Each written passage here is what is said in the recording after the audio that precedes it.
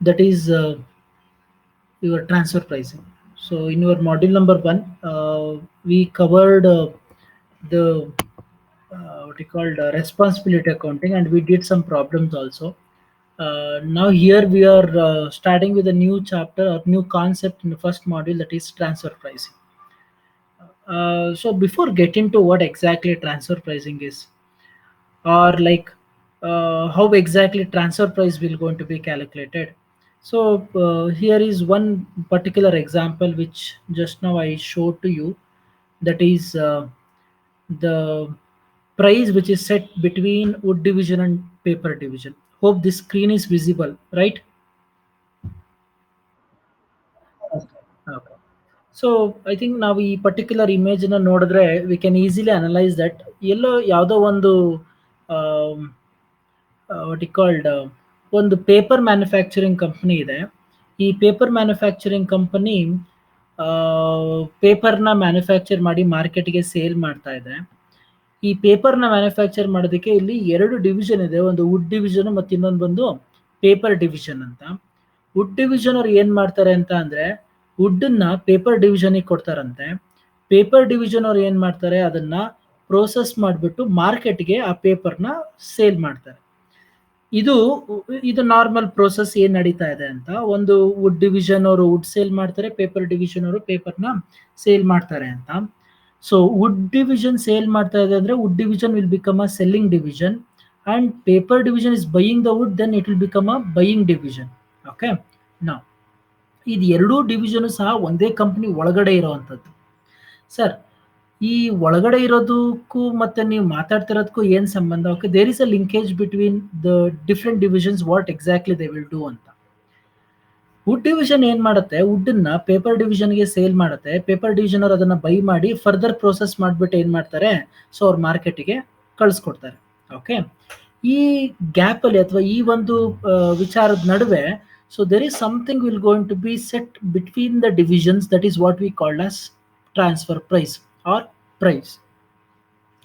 ಏನು, wood division ಅವನು wood ಅನ್ನ ಸೇಲ್ ಮಾಡಬೇಕಾದಾಗ ಪೇಪರ್ ಡಿವಿಷನ್ಗೆ ಅವನು ಒಂದು ರೇಟ್ ಅನ್ನ ಫಿಕ್ಸ್ ಮಾಡ್ತಾನೆ. ನೋಡಪ್ಪ, ಈ ರೇಟಲ್ಲಿ ನನಗೆ ವುಡ್ ಅನ್ನ ಈ ರೇಟಿಗೆ ತಗೋ ನೀನು ಅಂತ. ಅದು depends upon their wish. Wood division ಅವರು ಪೇಪರ್ ಡಿವಿಷನ್ ಜೊತೆ, ಪೇಪರ್ ಡಿವಿಷನ್ ವುಡ್ ಡಿವಿಷನ್ ಜೊತೆ ಡಿಸ್ಕಸ್ ಮಾಡಿಕೊಂಡು ಒಂದು ಪ್ರೈಸ್ನ ಸೆಟ್ ಮಾಡ್ಕೊಳ್ತಾರೆ. ಸೇ ಫಾರ್ ಎಕ್ಸಾಂಪಲ್, ಒಂದು ಟನ್ಗೆ 35,000 ರುಪೀಸ್ ಅಂತ ಏನೋ ಒಂದು ರೇಟನ್ನ ಫಿಕ್ಸ್ ಮಾಡ್ತಾರೆ. ಈ 35,000 ರೇಟ್ನ ಫಿಕ್ಸ್ ಮಾಡೋದೇನು, ವುಡ್ ಡಿವಿಷನ್ ಅನ್ನು ಪೇಪರ್ ಡಿವಿಷನ್ಗೆ ವುಡ್ ಅನ್ನ ಕೊಡಬೇಕಾದಾಗ 1 ಟನ್ಗೆ 35,000 ರೂಪಾಯಿ ಅಂತ ಏನ್ ಮಾಡ್ತಾನೆ, ಫಿಕ್ಸ್ ಮಾಡ್ತಾನಲ್ಲ. ಈ ಫಿಕ್ಸ್ ಮಾಡೋ 35,000 ನಾನು ಏನಂತ ಕರಿತೀನಿ, ಟ್ರಾನ್ಸ್ಫರ್ ಪ್ರೈಸ್ ಅಂತ ಕರಿತೀನಿ. ಈ 35,000 ರೂಪಾಯಿಗೆ ಏನ್ ಮಾಡ್ತಾನೆ, ಪೇಪರ್ ಡಿವಿಷನ್ ಅನ್ನು ವುಡ್ ಡಿವಿಷನ್ ಇಂದ ವುಡ್ ಅನ್ನ ಬೈ ಮಾಡ್ತಾನೆ. ಬೈ ಮಾಡಿದ್ಮೇಲೆ ಏನ್ ಮಾಡ್ತಾನೆ, ಪೇಪರ್ ಡಿವಿಷನ್ ಅನ್ನು ಮ್ಯಾನುಫ್ಯಾಕ್ಚರ್ ಮಾಡ್ತಾನೆ. ಏನನ್ನ, ಪೇಪರ್ನ ಮ್ಯಾನುಫ್ಯಾಕ್ಚರ್ ಮಾಡ್ಬಿಟ್ಟು ಏನ್ ಮಾಡ್ತಾನೆ, ಮಾರ್ಕೆಟಿಗೆ ಬಿಡ್ತಾನೆ. ಮಾರ್ಕೆಟಿಗೆ ಬಿಡ್ಬೇಕಾದಾಗ ಅವನೊಂದು ಏನ್ ಮಾಡ್ತಾನೆ, ಒಂದು ಪ್ರೈಸ್ನ ಸೆಟ್ ಮಾಡ್ತಾನೆ. ಇಲ್ಲಿ ಫಿಕ್ಸ್ ಮಾಡೋ ಪ್ರೈಸು ಸೆಲ್ಲಿಂಗ್ ಪ್ರೈಸು, ಇಲ್ಲಿ ಫಿಕ್ಸ್ ಮಾಡೋ ಪ್ರೈಸ್ ಬಂದು ಟ್ರಾನ್ಸ್ಫರ್ ಪ್ರೈಸ್ ಅಂತ ಕರಿತೀವಿ ನಾವು. ಸರ್, ಇದು ಬೇಕಾ, ಅವಶ್ಯಕತೆ ಇದೆಯಾ ಒಂದು ಆರ್ಗನೈಸೇಷನ್ಗೆ? ಎಸ್, ಅಫ್ ಕೋರ್ಸ್ ಅವಶ್ಯಕತೆ ಇದೆ. ಏನಕ್ಕೆ ಅವಶ್ಯಕತೆ ಇದೆ ಅದನ್ನ ನಾನು ಥಿಯರಿಗೆ ಎಕ್ಸ್ಪ್ಲೈನ್ ಮಾಡಕ್ ಹೋದಾಗ ನಾನು ನಿಮ್ಗೆ ಹೇಳಿಕೊಡ್ತೀನಿ ಏನದು ಅಂತ. ಹೋಪ್ ನಿಮ್ಗೆ ಈ ಇಮೇಜ್ ಅರ್ಥ ಆಗಿದೆಯಾ, ಅಥವಾ ಈ ಒಂದು ಕಾನ್ಸೆಪ್ಟ್ ಅರ್ಥ ಆಗಿದೆಯಾ ನಿಮ್ಗೆ?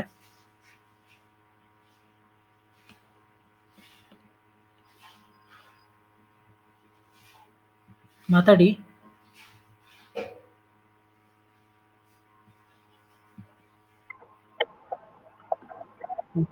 ಫೈನ್. ಯಾ, ಸೊ ಅಲ್ಲಿಗೆ ಅರ್ಥ ಏನು ಅಂತ ಅಂದ್ರೆ, ಒಂದು ಆರ್ಗನೈಸೇಷನ್ ಒಳಗಡೆನೆ ಕೆಲವೊಂದು ಡಿಫ್ರೆಂಟ್ ಡಿವಿಷನ್ಸ್ಗಳು ಇರ್ತವೆ. ಆಯಾ ಡಿಫ್ರೆಂಟ್ ಡಿವಿಷನ್ಸ್ಗಳೇ ಏನ್ ಮಾಡ್ತವೆ, ಒಂದು ಪ್ರೈಸ್ ನ ಸೆಟ್ ಮಾಡ್ಬಿಟ್ಟು ಬೈಯಿಂಗ್ ಸೆಲ್ಲಿಂಗ್ ಆಕ್ಟಿವಿಟಿನ ಮಾಡ್ತಾ ಹೋಗ್ತಾರೆ. ನಾವು ಇದನ್ನ ನಾವೇನಂತ ಕರಿತೀವಿ, ಟ್ರಾನ್ಸ್ಫರ್ ಪ್ರೈಸ್ ಅಂತ ಕರಿತೀವಿ. ಸೊ ಇಲ್ಲೇನೆ ನಮ್ಮ ಒಂದು ಪರ್ಟಿಕ್ಯುಲರ್ ಏನು ಕಾನ್ಸೆಪ್ಟ್ ಸ್ಟಾರ್ಟ್ ಆಗೋದು. ಏನು, ಈ ಒಂದು ಟ್ರಾನ್ಸ್ಫರ್ ಪ್ರೈಸ್ ಅಂತ ಅಂದ್ರೆ ಏನು, ಈ ಟ್ರಾನ್ಸ್ಫರ್ ಪ್ರೈಸ್ ಹೆಂಗ್ ವರ್ಕ್ ಆಗುತ್ತೆ ಒಂದು ಆರ್ಗನೈಸೇಷನ್ ಅಲ್ಲಿ ಅಂತ. ನಾ ಈ ಟ್ರಾನ್ಸ್ಫರ್ ಪ್ರೈಸ್ ವರ್ಕ್ ಆಗೋ ಟೈಮಲ್ಲಿ ಇಲ್ಲಿ ಒಂದು ದೊಡ್ಡ ಕ್ವಶನ್ ಮಾರ್ಕ್ ಬರುವಂತದ್ದು, ಯಾವ ರೀತಿ ಪ್ರೈಸ್ ನ ಸೆಟ್ ಮಾಡಬೇಕು, ಯಾವ ರೇಟ್ ಅಲ್ಲಿ ನಾನು ಈ ಟ್ರಾನ್ಸ್ಫರ್ ಪ್ರೈಸ್ ಅನ್ನ ಫಿಕ್ಸ್ ಮಾಡಬೇಕು ಅನ್ನೋದು ಒಂದು ದೊಡ್ಡ ಕ್ವಶನ್ ಮಾರ್ಕ್ ಆಗುತ್ತೆ ಒಂದು ಆರ್ಗನೈಸೇಷನ್ಗೆ. ಅದನ್ನ ಯಾವ ರೀತಿ ಸೆಟ್ ಮಾಡಬೇಕು ಅನ್ನೋದಕ್ಕೆ ಕೆಲವೊಂದು ಡಿಫ್ರೆಂಟ್ ಮೆಥಡ್ಸ್ಗಳಿದಾವೆ. ಸೊ ಅದರಲ್ಲಿ ನಾವೇನ್ ಮಾಡ್ತಾ ಹೋಗ್ತೀವಿ, ನೋಡ್ತಾ ಹೋಗ್ತೀವಿ different methods adapting when you are fixing a transfer price ಅಂತ. ಸೊ ಅಂದ್ರೆ ಅರ್ಥ ಏನು, when the companies are decentralised, those decentralized companies will going to do these activity of fixing the transfer price. ಒಂದೇ ಆರ್ಗನೈಸೇಷನ್ಲಿ ಎರಡು ಅಥವಾ ಅದಕ್ಕಿಂತ ಹೆಚ್ಚು ಪ್ರೋಸೆಸ್ಗಳು ಇದ್ದಾಗ ಒಂದು ಪ್ರೋಸೆಸ್ಸು ಇನ್ನೊಂದು ಪ್ರೋಸೆಸ್ಸಿಂದ ಏನು ಮಾಡ್ತಾ ಹೋಗ್ತವೆ, ಸೊ ಗೂಡ್ಸನ್ನು ಬೈ ಮಾಡ್ತಾ ಹೋಗ್ತವೆ. ಐ ಥಿಂಕ್ ನಾವು ನಿಮ್ಮ ಕಾಸ್ಟ್ ಅಕೌಂಟಿಂಗಲ್ಲಿ ಮಾತಾಡಿದ್ವಿ, ಪ್ರೋಸೆಸ್ 1, ಪ್ರೋಸೆಸ್ 2, ಪ್ರೋಸೆಸ್ 3 ಅಂತ ನಾವು ಮಾತಾಡಿದ್ವಿ. ಇಂಥ ಟೈಮ್ಗಳಲ್ಲಿ ಏನಾಗುತ್ತೆ, ಪ್ರೋಸೆಸ್ 2 ಪ್ರೋಸೆಸ್ 1ಇಂದ ಬೈ ಮಾಡಬೇಕು, ಪ್ರೋಸೆಸ್ 2 ಪ್ರೋಸೆಸ್ ಮಾಡಬೇಕು, ಪ್ರೋಸೆಸ್ 2 ಪ್ರೋಸೆಸ್ 3ಗೆ ಏನು ಮಾಡಬೇಕು, ಸೇಲ್ ಮಾಡಬೇಕು, ಪ್ರೋಸೆಸ್ 3 ಏನು ಮಾಡಬೇಕು, ಪ್ರೋಸೆಸ್ 2 ಇಂದ ಬೈ ಮಾಡಬೇಕು. ಈ ಒಂದು ಬೈಯಿಂಗ್ ಅಂಡ್ ಸೆಲ್ಲಿಂಗ್ ಆಕ್ಟಿವಿಟಿ ಏನಾಗುತ್ತೆ ವಿತ್ ಇನ್ ದ ಆರ್ಗನೈಸೇಷನ್ ಒಳಗಡೆ ನಡೆಯುತ್ತೆ. ಓಕೆ, ಈ ತರ ನಡೆಯೋದ್ರಿಂದ ಏನಾಗುತ್ತೆ, ಆ ಒಂದು ಟ್ರಾನ್ಸ್ಫರ್ ಪ್ರೈಸ್ ಅನ್ನೋ ಒಂದು ಕಾನ್ಸೆಪ್ಟ್ ಕ್ರಿಯೇಟ್ ಆಗುತ್ತೆ. ಸುಮ್ಮನೆ ಜನರಲ್ ಆಗಿ ನೀವು ಯೋಚನೆ ಮಾಡಿ ನನಗೆ ಹೇಳಿ, ಸರ್ ಒಂದು ಆರ್ಗನೈಸೇಷನ್ ಒಳಗಡೆ ಈ ತರ ಪ್ರೈಸ್ ನ ಒಂದು ಡಿವಿಷನ್ ಇನ್ನೊಂದು ಡಿವಿಷನ್ಗೆ ಫಿಕ್ಸ್ ಮಾಡುವಂತ ಅವಶ್ಯಕತೆ ಏನು? ಈ ಟ್ರಾನ್ಸ್ಫರ್ ಪ್ರೈಸ್ ಹೊರಗಡೆ ಮಾರ್ಕೆಟ್ ಅಲ್ಲಿ ಎಲ್ಲೂ ಡಿಪಿಕ್ಟ್ ಆಗೋದೇ ಇಲ್ಲ. ಇಲ್ಲಿ ನಡೆಯೋದು ಒಂದು ಆರ್ಗನೈಸೇಷನ್ ಒಳಗಡೆ ಒಂದು ಸೆಲ್ಲಿಂಗ್ ಡಿವಿಷನ್, ಒಂದು buying division. Selling division goods ನ ಕೊಡುತ್ತೆ, ಬೈಯಿಂಗ್ ಡಿವಿಷನ್ ಪರ್ಚೇಸ್ ಮಾಡುತ್ತೆ, ಪರ್ಚೇಸ್ ಮಾಡಬೇಕಾದ್ರೆ ಒಂದು ಪ್ರೈಸ್ ಕೊಟ್ಬಿಟ್ಟು ಏನ್ ಮಾಡುತ್ತೆ, ಪರ್ಚೇಸ್ ಮಾಡುತ್ತೆ. ಅದನ್ನ ನಾವೇನಂತ ಕರಿತೀವಿ, ಟ್ರಾನ್ಸ್ಫರ್ ಪ್ರೈಸ್ ಅಂತ ಕರಿತೀವಿ. ನಾವು ದ ಕ್ವಶನ್ ಮಾರ್ಕ್ ಇಸ್, ಈ ತರ ಆಕ್ಟಿವಿಟಿ ಒಂದು ಆರ್ಗನೈಸೇಷನ್ ಒಳಗಡೆ ಯಾಕೆ ಮಾಡ್ತಾರೆ ಅನ್ಸುತ್ತೆ, ಹೇಳಿ ನೋಡೋಣ.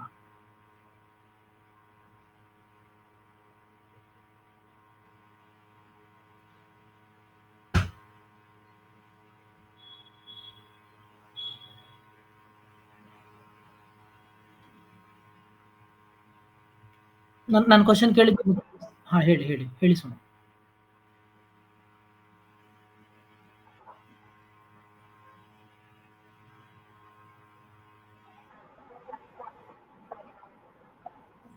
ಅಲ್ಲ, ಈಗ ನಾನ್ ಕೇಳ್ತಿರೋದು, ಈ ವುಡ್ ಡಿವಿಷನ್ಗೆ ಏನ್ ಕಾಸ್ಟ್ ಇದೆಯೋ ಅದೇ ಕಾಸ್ಟ್ ನೇ ಸೇಲ್ ಮಾಡ್ಬೋದಲ್ಲ. ಅವ್ನು ಯಾಕೆ ಪ್ರೈಸ್ ಅಂತ, ಈಗ ಪ್ರೈಸ್ ಅಂತ ಇಟ್ರೆ ಏನಾಗುತ್ತೆ, ಸ್ವಲ್ಪ ಪ್ರಾಫಿಟ್ ಇಟ್ಕೊಂಡೆ ಅವ್ನು ಸೇಲ್ ಮಾಡ್ದಂಗೆ ಆಗುತ್ತೆ ಪೇಪರ್ ಡಿವಿಷನ್ಗೆ. ಕ್ವಶನ್ ಇರೋದು, ಯಾಕೆ ಆ ರೀತಿ ಪ್ರಾಫಿಟ್ ಇಟ್ಕೊಂಡು ಸೇಲ್ ಮಾಡಬೇಕು?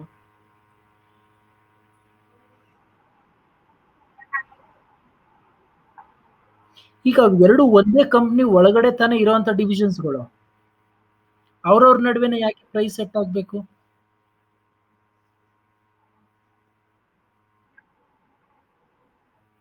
ಆಯ್ತು, ನೀನು ವುಡ್, ಈಗ ಒಂದೇ ಕಂಪ್ನಿ ಒಳಗಡೆ ಇದ್ದೀರ ತಾನೆ ನೀವೆಲ್ಲರೂ. ವುಡ್ ಡಿವಿಷನ್ ನೀನ್ ಏನ್ ಮಾಡು, ವುಡ್ ನ ಕಟ್ ಮಾಡ್ಕೊಂಡು ತಗೊಂಡ್ ಬಂದ್ಮೇಲೆ ಸುಮ್ನೆ ಪೇಪರ್ ಡಿವಿಷನ್ ಕೊಡು. ನೀನ್ ಯಾಕೆ ಅಲ್ಲಿ ಪ್ರಾಫಿಟ್ ಇಟ್ಕೊಂಡು ಪ್ರೈಸ್ ನ ಸೆಟ್ ಮಾಡ್ತೀಯಾ? ವುಡ್ಗೆ ಈಗ ಸೇ ಫಾರ್ ಎಕ್ಸಾಂಪಲ್, ಇವಾಗ ನಾನು ವುಡ್ ಪರ್ಚೇಸ್ ಮಾಡೋದಕ್ಕೆ 36,000 ರೂಪಾಯಿನೋ 35,000 ರೂಪಾಯಿನೋ ಆಗಿದೆ ವುಡ್ ಡಿವಿಷನ್ಗೆ. ಅವ್ನು ಕೊಡ್ಬೇಕಾದಾಗ 35,000 ರೂಪಾಯಿಗೆ ಕೊಡು, ನೀನ್ 40,000 ರೂಪಾಯಿ ಯಾಕೆ ಕೊಡ್ತೀಯ ಪೇಪರ್ ಡಿವಿಷನ್ಗೆ? ಯಾಕೆ ಪ್ರಾಫಿಟ್ ಇಟ್ಕೊಂಡು ಕೊಡ್ತೀಯಾ?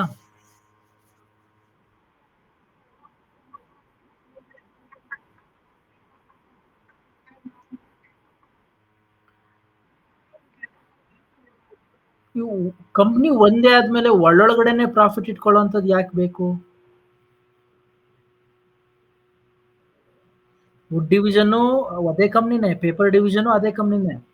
ಈಗ ಅಕಸ್ಮಾತ್ ನಂದು ಬರೀ ವುಡ್ ಡಿವಿಷನ್ ಅಪ್ಪ, ಬೇರೆ ಯಾರ್ದೋ ಕಂಪ್ನಿಗೆ ನಾನು ಪೇಪರ್ ಮಾಡೋದಕ್ಕೆ ಕಳಿಸ್ಕೊಡ್ತಾ ಇದ್ದೀನಿ ಅಂತ ಅಂದಾಗ, ಈಗ ನನ್ನ ಕಂಪ್ನಿಗೆ ಪ್ರಾಫಿಟ್ ಆಗ್ಬೇಕು ಅಂತ ಏನ್ ಮಾಡ್ತೀನಿ, ಪ್ರಾಫಿಟ್ ನ ಆಡ್ ಮಾಡ್ಕೊಂಡು ಪ್ರೈಸ್ ನ ಸೆಟ್ ಮಾಡ್ತೀನಿ. ನಿಮ್ ಕಂಪ್ನಿ ಒಳಗಡೆ ಇರುವಂತ ಎರಡು ಡಿವಿಷನ್ ನಡುವೆನೆ ನೀವು ಯಾಕೆ ಪ್ರೈಸ್ ನ ಸೆಟ್ ಮಾಡ್ತೀರಾ ಅಂತ.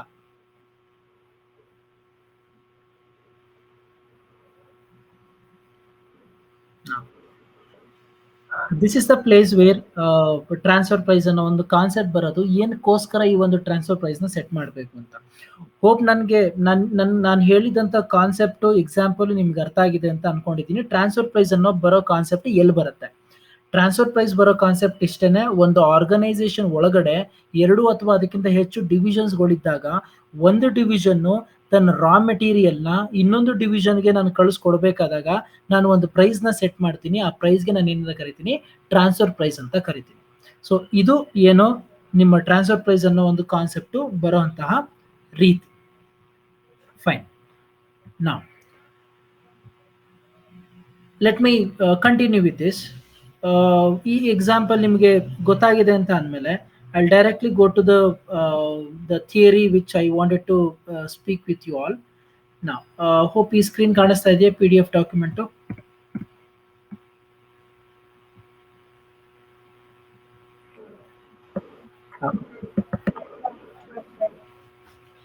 ಅಲ್ಲಿ ನಾನೇನು ಎಕ್ಸಾಂಪಲ್ ವೈಸ್ ಹೇಳಿದ್ದೆ ಅದನ್ನೇ ನಾನು ಇಲ್ಲಿ ಏನ್ ಮಾಡ್ತಾ ಇದ್ದೀನಿ ನಿಮ್ಗೆ ಆ, ಸ್ವಲ್ಪ ಥಿಯರಿಟಿಕಲ್ ಆಗಿ ನಾನು ನಿಮ್ಗೆ ಇಲ್ಲಿ ಹೇಳ್ತಾ ಹೋಗ್ತೀನಿ ಆ, ಏನು ಅಂತ. ನಾ- ನಾನು ಹೈಲೈಟ್ ಮಾಡಿರೋದನ್ನು ಓದ್ತಾ ಇದ್ದೀನಿ ನೋಡಿ. Transfer price is the notional value at which goods and services are transferred between the divisions in a decentralised organisation. ಹಾಗಿದ್ರೆ ಡಿಸೆಂಟ್ರಲೈಸ್ಡ್ ಆರ್ಗನೈಸೇಷನ್ ಅಂದ್ರೆ ಏನು? ಒಂದು ಆರ್ಗನೈಸೇಷನ್ ಒಳಗಡೆ ಡಿಫ್ರೆಂಟ್ ಪ್ರೊಸೆಸಿಂಗ್ ಯೂನಿಟ್ಸ್ಗಳಿದ್ದಾಗ ಅದನ್ನ ನಾವೇನಂತ ಕರಿತೀವಿ? ಡಿಸೆಂಟ್ರಲೈಸ್ಡ್ ಆರ್ಗನೈಸೇಷನ್ ಅಂತ ಕರಿತೀವಿ. ನಾವು ಇಂಥ ಸಮಯದಲ್ಲಿ ಬಿಟ್ವೀನ್ ದ ಡಿವಿಷನ್ಸ್ ಫಿಕ್ಸ್ ಆಗುವಂತ ಪ್ರೈಸ್ಗೆ ನಾವೇನಂತ ಕರಿತೀವಂತೆ? ಟ್ರಾನ್ಸ್ಫರ್ ಪ್ರೈಸ್ ಅಂತ ಕರಿತೀವಂತೆ. ನಾವು transfer prices are normally set for intermediate products which are goods and services that are supplied by the selling division to the buying division. ಈಗ ಪ್ರೀವಿಯಸ್ ಎಕ್ಸಾಂಪಲ್ ಏನಾಯ್ತು? ಒಂದು division wood ಅನ್ನ ಇನ್ನೊಂದು ಡಿವಿಷನ್ಗೆ ಕೊಡ್ತಾ ಇದ್ದಾನೆ ಪೇಪರ್ ಕನ್ವರ್ಟ್ ಮಾಡೋದಕ್ಕೆ. ಸೊ ಅಲ್ಲಿ ಏನಾಯ್ತು? ವುಡ್ ಬಂದು ರಾ ಮೆಟೀರಿಯಲ್, ಆ ರಾ ಮೆಟೀರಿಯಲ್ ನ ಏನ್ ಮಾಡ್ತಿದ್ದೆ ನಾನು? ಪೇಪರ್ ಡಿವಿಷನ್ಗೆ ಕೊಡ್ತಾ ಇದ್ದೀನಿ ಪೇಪರ್ ಆಗಿ ಕನ್ವರ್ಟ್ ಮಾಡೋದಕ್ಕೆ. ಸೊ ಅಲ್ಲಿ ಏನಾಯ್ತು? ಒಂದು ಸೆಲ್ಲಿಂಗ್ ಡಿವಿಷನ್, ಇನ್ನೊಂದು ಬೈಯಿಂಗ್ ಡಿವಿಷನ್ ಬಂತು. ಸೊ ಇವರಿಬ್ರು ನಡುವೆ ಏನಾಗುತ್ತೆ? ಒಂದು ಪ್ರೈಸ್ ಅನ್ನೋದು ಸೆಟ್ ಆಗುತ್ತೆ. In the large organisation each division is treated as a profit centre as a part and parcel of decentralisation. ಅರ್ಥ ಏನು? ಈ ತರ ಡಿವಿಷನ್ಸ್ ಇರುವಂತ ಒಂದೊಂದು ಆರ್ಗನೈಸೇಷನ್ ಅಲ್ಲೂ ಸಹ ಆಯಾ ಡಿವಿಷನ್ ಏನಂತ ಕರ್ಕೋತಾರೆ ಅಂತ ಅಂದ್ರೆ ಒಂದು ಪ್ರಾಫಿಟಬಲ್ ಡಿವಿಷನ್ ಅಥವಾ ಪ್ರಾಫಿಟ್ ಸೆಂಟರ್ ಅಂತ ಕರ್ಕೊಳ್ತೀವಿ ಅಂತೆ. ಸರಿ, ಹಂಗಂದ್ರೆ ಏನು? ಪ್ರಾಫಿಟ್ ಸೆಂಟರ್ ಅಂತ ಅಂದ್ರೆ ಇಷ್ಟನೇ, ನನ್ನ ಡಿವಿಷನ್ ಇಂದ ನನಗೆ ಆಗ್ತಾ ಇರುವಂತ ಲಾಭ ಎಷ್ಟು ಅಂತ ನಾನು ಕೇಳ್ಕೊಳ್ಳುವಂಥದ್ದು. That is what we called as a profit centre. ಇವತ್ತು ವುಡ್ ಡಿವಿಷನ್ ಸೇಲ್ ಮಾಡ್ತಾ ಇದೆ ಒಂದು ಪ್ರೈಸ್ ನ ಇಟ್ಕೊಂಡು ಅಂತ ಅಂದ್ರೆ ಆ ವುಡ್ ಡಿವಿಷನ್ಗೆ ಆಗುವಂತ ಲಾಭ ಎಷ್ಟು ಅಂತ ಅವನ್ ಪರ್ಫಾರ್ಮೆನ್ಸ್ ನ ಮೆಜರ್ ಮಾಡ್ಕೊಳ್ಳೋದಕ್ಕೋಸ್ಕರ ಏನ್ ಮಾಡ್ತಾನೆ? ಚೆಕ್ ಮಾಡ್ತಾನಲ್ಲ, ಆ ಒಂದು ವಿಚಾರದಕ್ಕೋಸ್ಕರ ಏನ್ ಮಾಡ್ತಾರೆ? ಈ ಒಂದು ಪ್ರೈಸ್ ನ ಸೆಟ್ ಮಾಡ್ತಾರೆ. Continue with this. The transfer price the transfer price can have impact on the divisional performance. ನಾನು ಆಗ್ಲೇ ಹೇಳಿದೆ ನಿಮಗೆ, ಒಂದು ಆರ್ಗನೈಸೇಷನ್ ಅಲ್ಲಿ ಇರುವಂತ ಡಿವಿಷನ್ಸ್ಗಳನ್ನ ಪರ್ಫಾರ್ಮೆನ್ಸ್ ನ ಮೆಜರ್ ಮಾಡಬೇಕು ಅಂತ ಅಂದ್ರೆ ಈ ಟ್ರಾನ್ಸ್ಫರ್ ಪ್ರೈಸ್ ಅನ್ನೋದು ಒಂದು ಮಹತ್ವದ ಜಾಗವನ್ನ ಕೂರ್ಸ್ಕೊಳ್ಳುತ್ತೆ. ಯಾಕೆ? ಬಿಕಾಸ್ ಪ್ರೈಸ್ ಅಂದ್ರೇನೆ ನಮ್ಗೆ ಗೊತ್ತು ಏನು? ಕಾಸ್ಟ್ ಪ್ಲಸ್ ಪ್ರಾಫಿಟ್ ಅಂತ. ಈ ಪ್ರಾಫಿಟ್ ಅನ್ನೋ ಪೋರ್ಷನ್ ನ ಆಯಾ ಡಿವಿಷನ್ ಇಟ್ಕೊಳ್ಳೋದ್ರಿಂದ ಆಯಾ ಡಿವಿಷನ್ ನ performance over a period of time ಹೆಂಗಿದೆ ಅನ್ನೋದು ಗೊತ್ತಾಗುತ್ತೆ ಅನ್ನೋದಕ್ಕೆ ಹೇಳ್ತಾ ಇರೋದು ಏನು? ಈ ಒಂದು transfer price which has impact on the divisional performance ಅಂತ. Hence lot of care is to be taken in fixation of the same. ಅಂದ್ರೆ ಅರ್ಥ ಏನು? ಟ್ರಾನ್ಸ್ಫರ್ ಪ್ರೈಸ್ ನ ಫಿಕ್ಸ್ ಮಾಡಬೇಕಾದಾಗ so you should be very careful. The following factors should be taken into consideration before fixing the transfer price. ನಾವು ಒಂದು transfer price ನ fix ಮಾಡೋದಕ್ಕಿಂತ ಮುಂಚೆ ಸೊ ನೀವೇನ್ ಮಾಡ್ಬೇಕಾಗತ್ತೆ? ಕೆಲವೊಂದು ಫ್ಯಾಕ್ಟರ್ಸ್ಗಳನ್ನ ಕನ್ಸಿಡರ್ ಮಾಡ್ಬೇಕಾಗತ್ತೆ ಅಂತ ಹೇಳ್ತಾರೆ. ಒಂದು, transfer price should help in the accurate measurement of divisional performance. ಒಂದು ಡಿವಿಷನ್ ನ ಪರ್ಫಾರ್ಮೆನ್ಸ್ ನ ಮೆಜರ್ ಮಾಡೋದಕ್ಕೆ ನಿಮ್ಮ ಒಂದು what you called transfer price ಅನ್ನೋದು ಹೆಲ್ಪ್ ಮಾಡುತ್ತೆ ಅಂತ ಹೇಳ್ತೀರಾ. ಏನಂಗಂತ ಅಂದ್ರೆ ವುಡ್ ಡಿವಿಷನ್ 20% ಪ್ರಾಫಿಟ್ ಇಟ್ಕೊಂಡು ಏನ್ ಮಾಡ್ತಾ ಇದ್ದಾನೆ? ಸೇಲ್ ಮಾಡ್ತಾ ಇದ್ದಾನೆ. ಸೆಲ್ಲಿಂಗ್ ಡಿವಿಷನ್ 20% ಪ್ರಾಫಿಟ್ ಇಟ್ಕೊಂಡು ಸೇಲ್ ಮಾಡ್ತಾ ಇದ್ದಾನೆ. ಬೈಯಿಂಗ್ ಡಿವಿಷನ್ ಏನ್ ಮಾಡ್ತಾ ಇದ್ದಾನೆ? ಈಗ ಯೂನಿಕ್ ಪ್ರೈಸ್ ಆದ್ರೆ ಅವ್ನಿಗೆ ಏನಾಗುತ್ತೆ? ಕಾಸ್ಟ್ ಆಗುತ್ತೆ. ಅದು ಅವ್ನ್ ಕಾಸ್ಟ್ ಇಟ್ಕೊಂಡು ಮತ್ತೆ ಫರ್ದರ್ ಮ್ಯಾನುಫ್ಯಾಕ್ಚರ್ ಮಾಡ್ಬಿಟ್ಟು ಏನ್ ಮಾಡ್ತಾನೆ? ಮಾರ್ಕೆಟ್ಗೆ ಏನ್ ಮಾಡ್ತಾನೆ? ಸೇಲ್ ಮಾಡ್ತಾನೆ. ಸೇಲ್ ಮಾಡ್ಬೇಕಾದಾಗ ಅವ್ನ್ ಸ್ವಲ್ಪ ಪ್ರಾಫಿಟ್ ಇಟ್ಕೊಳ್ತಾನೆ. ಸೊ ಅಲ್ಲಿಗೆ ಅರ್ಥ ಏನಾಯ್ತು? ಸೊ ವುಡ್ ಡಿವಿಷನ್ ಅಥವಾ ಸೆಲ್ಲಿಂಗ್ ಡಿವಿಷನ್ ಪ್ರಾಫಿಟ್ ಅನ್ನೋ ಕಾನ್ಸೆಪ್ಟ್ ಇಟ್ಕೊಳ್ತು. ಬೈಯಿಂಗ್ ಡಿವಿಷನ್ ಏನಾಯ್ತು? ಪ್ರಾಫಿಟ್ ಅನ್ನೋ ಕಾನ್ಸೆಪ್ಟ್ ಇಟ್ಕೊಳ್ತು. ಈ ತರ ಇಟ್ಕೊಳ್ಳೋದ್ರಿಂದ ಆಯಾ ಡಿವಿಷನ್ ನ ಪರ್ಫಾರ್ಮೆನ್ಸ್ ನ ಮೆಜರ್ ಮಾಡೋದಕ್ಕೆ ಏನಾಗುತ್ತೆ? ಹೆಲ್ಪ್ ಆಗುತ್ತೆ ಅನ್ನೋದು ಒಂದು ಉದ್ದೇಶ ಏನೋ ನಿಮ್ಮ ಟ್ರಾನ್ಸ್ಫರ್ ಪ್ರೈಸ್ ನ ಫಿಕ್ಸ್ ಮಾಡುವಂಥದ್ದು. Second, it should motivate the divisional managers to maximise the profitability of their divisions. ಅಂದ್ರೆ ಅರ್ಥ ಏನು? ಇವತ್ತು ಪ್ರಾಫಿಟ್ ಚೆನ್ನಾಗಿ ಆಗ್ತಾ ಇದೆ ಅಂತ ಅಂದ್ರೆ ನಿಮ್ಗೆ ಏನ್ ಅನ್ಸುತ್ತೆ ಹೇಳಿ? ಓಕೆ, ನಾಳೆ ಇನ್ನೂ ಚೆನ್ನಾಗಿ ಮಾಡಬೇಕು ಬಿಕಾಸ್ ನನ್ನ ಪರ್ಫಾರ್ಮೆನ್ಸ್ ಚೆನ್ನಾಗಿ ಬರ್ತಾ ಇದೆ, ನಾನು ಜಾಸ್ತಿ ಚೆನ್ನಾಗಿ ಮಾಡಿದ್ರೆ ನನ್ಗೆ ಜಾಸ್ತಿ ಇನ್ಕಮ್ ಬರುತ್ತೆ ಅನ್ನೋ ಒಂದು ಮೆಂಟಾಲಿಟಿ ಕ್ರಿಯೇಟ್ ಆಗುತ್ತೆ. ಎರಡು. Third one, autonomy and authority of a division should be ensured. ಯಾರ್ಯಾರು ಕರೆಕ್ಟಾಗಿ ಕೆಲಸ ಮಾಡ್ತಾ ಇದ್ದಾರೆ, ಯಾರ್ಯಾರಿಗೆ ರೆಸ್ಪಾನ್ಸಿಬಿಲಿಟಿ ಹೆಂಗ್ ಕೊಡ್ತಾ ಇದ್ದೀರಾ, ಯಾವ್ಯಾವ ರೀತಿ ರೆಸ್ಪಾನ್ಸಿಬಿಲಿಟೀಸ್ನ ಫುಲ್ಫಿಲ್ ಮಾಡ್ತಾ ಇದ್ದಾರೆ, ಈ ಎಲ್ಲಾ ವಿಚಾರಗಳನ್ನ ಏನ್ ಮಾಡ್ಬೋದು? ನಾವು ಡೀಟೇಲ್ಡ್ ಆಗಿ ಅನಲೈಸ್ ಮಾಡ್ಬೋದು when you fix the transfer price. And the last one is transfer price should allow goal congruence, which means that objectives of the divisional managers match with those of the organization. ಅಂದ್ರೆ ಅರ್ಥ ಏನು? ಎಲ್ಲಾ ಆರ್ಗನೈಸೇಷನ್ನ ಒಂದು intention ಏನಿರುತ್ತೆ, ನಾನು ಚೆನ್ನಾಗಿ ಪ್ರಾಫಿಟ್ನ earn ಮಾಡಬೇಕು ಅನ್ನೋದಿರುತ್ತೆ mentality. ಈ ಒಂದು ಮೆಂಟಾಲಿಟಿ ಜೊತೆಗೆ ಇಂಡಿವಿಜುವಲ್ ಡಿವಿಷನ್ಸ್ಗಳು ಅದೇ ರೀತಿ ಮೆಂಟಾಲಿಟಿ ಇಟ್ಕೊಂಡಾಗ ಏನಾಗುತ್ತೆ, ಒಂದು ಡಿವಿಷನಲ್ ಗೋಲ್ ಹೆಂಗಿರುತ್ತೋ ಅದೇ ರೀತಿ ಏನಾಗುತ್ತೆ, ನಿಮ್ಮ ಒಂದು ಕಂಪನಿಯ ಆಬ್ಜೆಕ್ಟಿವ್ನು ಏನ್ ಮಾಡ್ಬೋದು ಅಥವಾ ಗೋಲ್ನು ಏನ್ ಮಾಡ್ಬೋದು, ಅಚೀವ್ ಮಾಡ್ಬೋದು ಅನ್ನೋದು another factor need to be consider when you are going for fixing the transfer price. Next point, objectives of inter company transfer pricing ಅಂತ. ಒಂದು ಆರ್ಗನೈಸೇಷನ್ ಒಳಗಡೆ ಇರುವಂತ ಬಿಟ್ವೀನ್ ದ ಡಿವಿಷನ್ಸ್ಗಳೇ ಫಿಕ್ಸ್ ಮಾಡುವಂತ ಟ್ರಾನ್ಸ್ಫರ್ ಪ್ರೈಸ್ ಏನ್ ಮಾಡ್ತಿರಲ್ಲ, ಇದರಿಂದ ಆಗುವಂತಹ ಒಂದು ಉದ್ದೇಶಗಳು ಏನು, ಅಥವಾ ಏನೋ ಉದ್ದೇಶ ಇಟ್ಕೊಂಡು ನೀವು ಈ ಒಂದು ಟ್ರಾನ್ಸ್ಫರ್ ಪ್ರೈಸ್ ನ ಸೆಟ್ ಮಾಡ್ತೀರಾ ಅಂತ. So the first one is to evaluate the current performance and profitability of individual unit. ಅರ್ಥ ಏನೋ, ಒಂದೊಂದು ಇಂಡಿವಿಜುವಲ್ ಯೂನಿಟ್ ನ ಪರ್ಫಾರ್ಮೆನ್ಸ್ ಹೆಂಗ್ ನಡೀತಾ ಇದೆ ಅನ್ನೋದನ್ನ ತಿಳ್ಕೊಳ್ಳೋದಕ್ಕೋಸ್ಕರ. ಸುಮ್ಮನೆ ಒಂದು ಸಣ್ಣ ಎಕ್ಸಾಂಪಲ್ ಕೊಡ್ತೀನಿ. ಈಗ ನಿಮ್ಮ ಮನೇಲಿ ನೀವು ಅಕ್ಕ, ತಂಗಿ, ತಮ್ಮ, ಅಣ್ಣ ಎಲ್ಲ ಇದ್ದೀರಾ ಅನ್ಕೊಳ್ಳಿ, 4 ಜನ ಇದ್ದೀರಾ ಅಂತ ಅನ್ಕೊಳ್ಳಿ. 4 ಜನನು ಏನ್ ಮಾಡ್ತಾ ಇದ್ದೀರಾ, ಓದ್ತಾ ಇದ್ದೀರಾ. ಸೊ ವರ್ಷ ನಿಮ್ಗೆ ಏನಾಗ್ತಾ ಇದೆ, ರಿಸಲ್ಟ್ ಬರ್ತಾ ಇದೆ, ಮನೇಲಿ ತಗೊಂಡೋಗಿ ಅಪ್ಪ ಅಮ್ಮಗೆ ತೋರಿಸ್ತೀರಾ. ಅಪ್ಪ ಅಮ್ಮ ಅದನ್ನ ಅನಲೈಸ್ ಮಾಡ್ಬೇಕಾದಾಗ ಓವರ್ ಆಲ್ 4 ಜನ ತಗೊಂಡು ಅನಲೈಸ್ ಮಾಡ್ತಾರ ಅಥವಾ ಇಂಡಿವಿಜುವಲ್ ಪರ್ಫಾರ್ಮೆನ್ಸ್ ನ ಮೆಜರ್ ಮಾಡ್ತಾರ?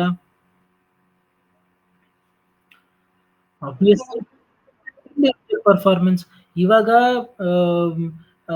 ಏನೋ ಯಾರೋ ಭವ್ಯ ಬಂದು 80% ತೆಗೆದು ರಾಣಿ ಬಂದು 60% ತಗೊಂಡ್ ಬಂದಾಗ ನನ್ನ ಆವ್ರೇಜ್ ಇಬ್ರದ್ದು 70% ಅಂತ ನಾನು ಹೇಳಕ್ಕಾಗತ್ತಾ? ಅಥವಾ ಇಬ್ರದ್ದು ಈಕ್ವಲ್ ಆಗಿ 70% ಅಂತ ಹೇಳಕ್ಕಾಗತ್ತಾ? No, I can't say. Like, so ಭವ್ಯನ ಪರ್ಫಾರ್ಮೆನ್ಸೇ ಬೇರೆ ತರ ಇರುತ್ತೆ, ರಾಣಿ ಪರ್ಫಾರ್ಮೆನ್ಸೇ ಬೇರೆ ತರ ಇರುತ್ತೆ. ನಾವು ಇಂಥ ಸಿಚುವೇಶನ್ ಅಲ್ಲಿ ಏನಾಗುತ್ತೆ, ನೀವು ಇಂಡಿವಿಜುವಲ್ ಪರ್ಫಾರ್ಮೆನ್ಸ್ ನ ಮೆಜರ್ ಮಾಡಬೇಕಾಗುತ್ತೆ. The same situation happens in the organisation. Organisation ಅಲ್ಲಿ ಏನ್ ಮಾಡಬೇಕು, ವುಡ್ ಡಿವಿಷನ್, ಪೇಪರ್ ಡಿವಿಷನ್ ಎರಡೂ ಇದೆ ಅಂತ ಅಂದ್ರೆ ನಂದು ಓವರ್ ಆಲ್ ಕಂಪ್ನಿ ಪ್ರಾಫಿಟ್ ಬರ್ತಾ ಇದೆ ಅಂತ ಅರ್ಥ ಕಂಪ್ನಿ ಚೆನ್ನಾಗಿದೆ ಅಂತ ಹೇಳಕ್ ಆಗಲ್ಲ. ಸೊ ನಾನೇನ್ ಮಾಡ್ಬೇಕು, ಒಳಗಡೆ ಹೋಗ್ಬಿಟ್ಟು ಯಾವ ಡಿವಿಷನ್ ಪರ್ಫಾರ್ಮೆನ್ಸ್ ಇನ್ನೂ ಚೆನ್ನಾಗಿದೆ ಅಂತ ಚೆಕ್ ಮಾಡ್ಬೇಕು ನಾನು, whether it is the wood division or it is the paper division ಅಂತ.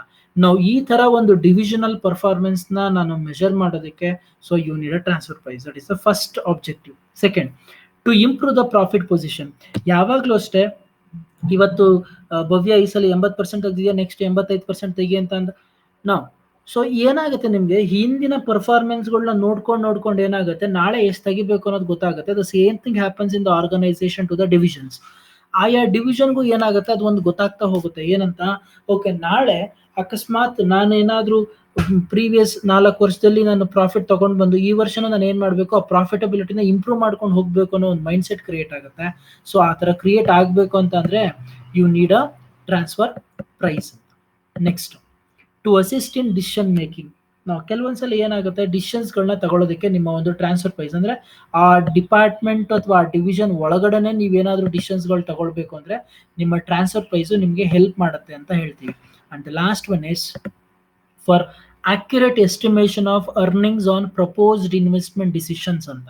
ಏನೋ, for accurate estimation of earnings on proposed investment decisions ಅಂತ. ನಿಮ್ಮ ಆರ್ಗನೈಸೇಷನ್ ಅಲ್ಲಿ ಇರುವಂತ ಇಂಡಿವಿಜುವಲ್ ಡಿವಿಷನ್ಸ್ಗಳು ಏನಾದ್ರೂ ಡಿಸಿಷನ್ಸ್ಗಳನ್ನ ತಗೊಳ್ಬೇಕು ಅಂತ ಅಂದ್ರೆ ನಿಮ್ಗೊಂದು ಅಕ್ಯುರೇಟ್ ಎಸ್ಟಿಮೇಷನ್ ಬೇಕು ಅರ್ನಿಂಗ್ಸ್ದು. ಈಗ ಸುಮ್ಮನೆ ಒಂದು ಎಕ್ಸಾಂಪಲ್, ಈಗ ನಾನು ಪೇಪರ್ ಮ್ಯಾನುಫ್ಯಾಕ್ಚರಿಂಗ್ಗೆ ನನಗೆ ಒಂದು ಡಿಫ್ರೆಂಟ್ 3 ವೆರೈಟೀಸ್ ಆಫ್ ವುಡನ್ಸ್ಗಳು ಬೇಕಾಗಿದೆ ಅಂತ ಅನ್ಕೊಳ್ಳಿ. ನನಗೆ ಯಾವ ವುಡ್ಡಿಂದ ನನಗೆ ಕ್ವಾಲಿಟಿ ಆಫ್ ಔಟ್ಪುಟ್ ಬರ್ತಾ ಇದೆ ಅಂತ ನಾನು ನೋಡಬೇಕು ಅಂತ ಅಂದ್ರೆ ನಾನು ಈ ಕ್ಯಾಲ್ಕುಲೇಷನ್ಸ್ಗಳು ನೋಡಿದ್ರೆ ನನಗೆ ಗೊತ್ತಾಗೋದು. ಸೊ ಇಲ್ಲ ಅಂತಂದ್ರೆ ನನಗೆ ಗೊತ್ತಾಗಲ್ಲ. ಲೇಟರ್ ಪಾರ್ಟ್ ನಾನು ಡಿಸಿಷನ್ಸ್ಗಳನ್ನ ತಗೊಳ್ಬೇಕು ಅಂದ್ರೆ ನನಗೆ ಏನಾಗಲ್ಲ, ಕ್ಲಾರಿಟಿ ಸಿಗಲ್ಲ. ಸೊ ಅದಕ್ಕೋಸ್ಕರ when you want to take any investment, proposed investment decision, so you need accurate information. For that you need a transfer pricing ಅಂತ ಹೇಳ್ತಾರೆ. ನೆಕ್ಸ್ಟ್, ನಿಮ್ಮ ಲಾಸ್ಟ್ ಕಾನ್ಸೆಪ್ಟು ನಿಮ್ಮ ಫಸ್ಟ್ ಮಾಡ್ಯೂಲಲ್ಲಿ, that is the methods of transfer pricing. ನಾವು what is this methods of transfer pricing? ನಾನು ಆಗಲೇ ಹೇಳಿದೆ ನಿಮಗೆ, ಒಂದು ಪ್ರೈಸ್ನ ಸೆಟ್ ಮಾಡಬೇಕು ಅಂತ ಅಂದರೆ, ವುಡ್ ಡಿವಿಷನ್ನು ಪೇಪರ್ ಡಿವಿಷನ್ಗೆ ಪ್ರೈಸ್ನ ಸೆಟ್ ಮಾಡಬೇಕು ಅಂತ ಅಂದರೆ ಅವನು ಯಾವ ರೀತಿ ಪ್ರೈಸ್ನ ಸೆಟ್ ಮಾಡಬೇಕು, ಯಾವ ಮೆಥಡ್ನ ಇಟ್ಕೊಂಡು ಅವನು ಪ್ರೈಸ್ನ ಸೆಟ್ ಮಾಡಬೇಕು ಅನ್ನೋದು ಇದೆಯಲ್ಲ. So that is the point where this methods of transfer pricing ಅನ್ನೋ ಕಾನ್ಸೆಪ್ಟ್ ಬರುವಂಥದ್ದು. ನಾವು ಇದರಲ್ಲಿ ನಿಮಗೆ ಒಂದು 3-4 ವೆರೈಟೀಸ್ಗಳನ್ನ ಏನ್ ಮಾಡಿದ್ದಾನೆ, ಕೊಟ್ಟಿದ್ದಾನೆ, ಯಾವ ರೀತಿ ಟ್ರಾನ್ಸ್ಫರ್ ಪ್ರೈಸ್ನ ಫಿಕ್ಸ್ ಮಾಡಬೇಕು ಅಂತ. ಜನರಲ್ ಆಗಿ ನೀವು ನನಗೆ ಹೇಳಿ, ಯಾವ ರೀತಿ ನೀವು ಪ್ರೈಸ್ನ ಫಿಕ್ಸ್ ಮಾಡ್ಬೋದು? ಅಸ್ಯೂಮ್ ದಟ್ ನೀವು ಒಬ್ರು ಬೈಯಿಂಗ್ ಡಿವಿಷನ್ ಅಲ್ಲಿ ಇದ್ದೀರಾ, ಒಬ್ರು ಸೆಲ್ಲಿಂಗ್ ಡಿವಿಷನ್ ಅಲ್ಲಿ ಇದ್ದೀರಾ ಅಂತ ಅನ್ಕೊಳ್ಳಿ. ಸೊ ಯಾವ್ಯಾವ ಬೇಸಿಸ್ ಇಟ್ಕೊಂಡು ನೀವು ಪ್ರೈಸ್ನ ಸೆಟ್ ಮಾಡ್ತೀರಾ ಹೇಳಿ ನೋಡೋಣ. ಏನ್ ಕ್ರೈಟೀರಿಯಾ ಇಟ್ಕೊಳ್ತೀರಾ ಪ್ರೈಸ್ನ ಸೆಟ್ ಮಾಡ್ಬೇಕಾದಾಗ?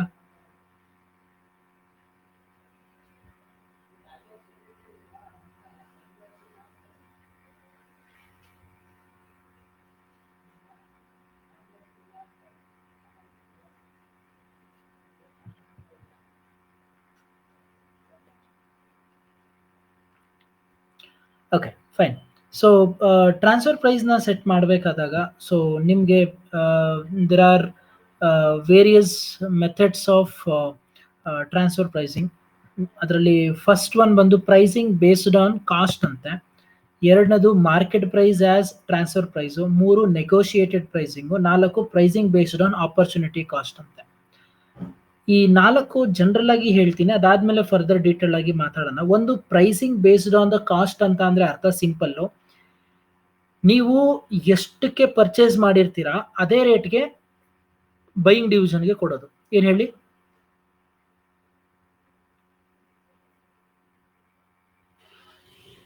ಎಷ್ಟು ರೇಟ್ಗೆ ನೀವು ಪರ್ಚೇಸ್ ಮಾಡಿರ್ತೀರಾ ಯಾರೋ ಒಬ್ಬನ ಹತ್ರ, ಈಗ ಫಾರ್ ಎಕ್ಸಾಂಪಲ್ ಯಾರೋ ಒಬ್ಬ ಎಕ್ಸ್ ಅನ್ನೋ ವ್ಯಕ್ತಿ, ನಂದು ವುಡನ್ ಡಿವಿಷನ್, ನಾನು ವುಡನ್ ಡಿವಿಷನ್ ಏನ್ ಮಾಡ್ತೀನಿ, ಎಕ್ಸ್ ಅನ್ನ ಹತ್ರ ಹೋಗ್ಬಿಟ್ಟು ವುಡ್ ನ ಪರ್ಚೇಸ್ ಮಾಡ್ಕೊಂಡು ಬರ್ತೀನಿ, 35,000 ರೂಪಾಯಿ ಪರ್ಚೇಸ್ ಮಾಡ್ಕೊಂಡು ಬರ್ತೀನಿ.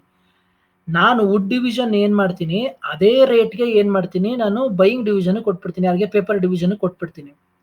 35,000 ರೂಪಾಯಿಗೆ ತಗೊಂಡ್ ಬಂದು 35,000 ರೂಪಾಯಿಗೆ ಕೊಟ್ರೆ ಅದನ್ನ ನಾನು ಏನಂತ ಕರಿತೀನಿ, ಪ್ರೈಸಿಂಗ್ ಬೇಸ್ಡ್ ಆನ್ ಕಾಸ್ಟ್ ಅಂತ ಕರಿತೀನಿ. ಕ್ಲಿಯರ್?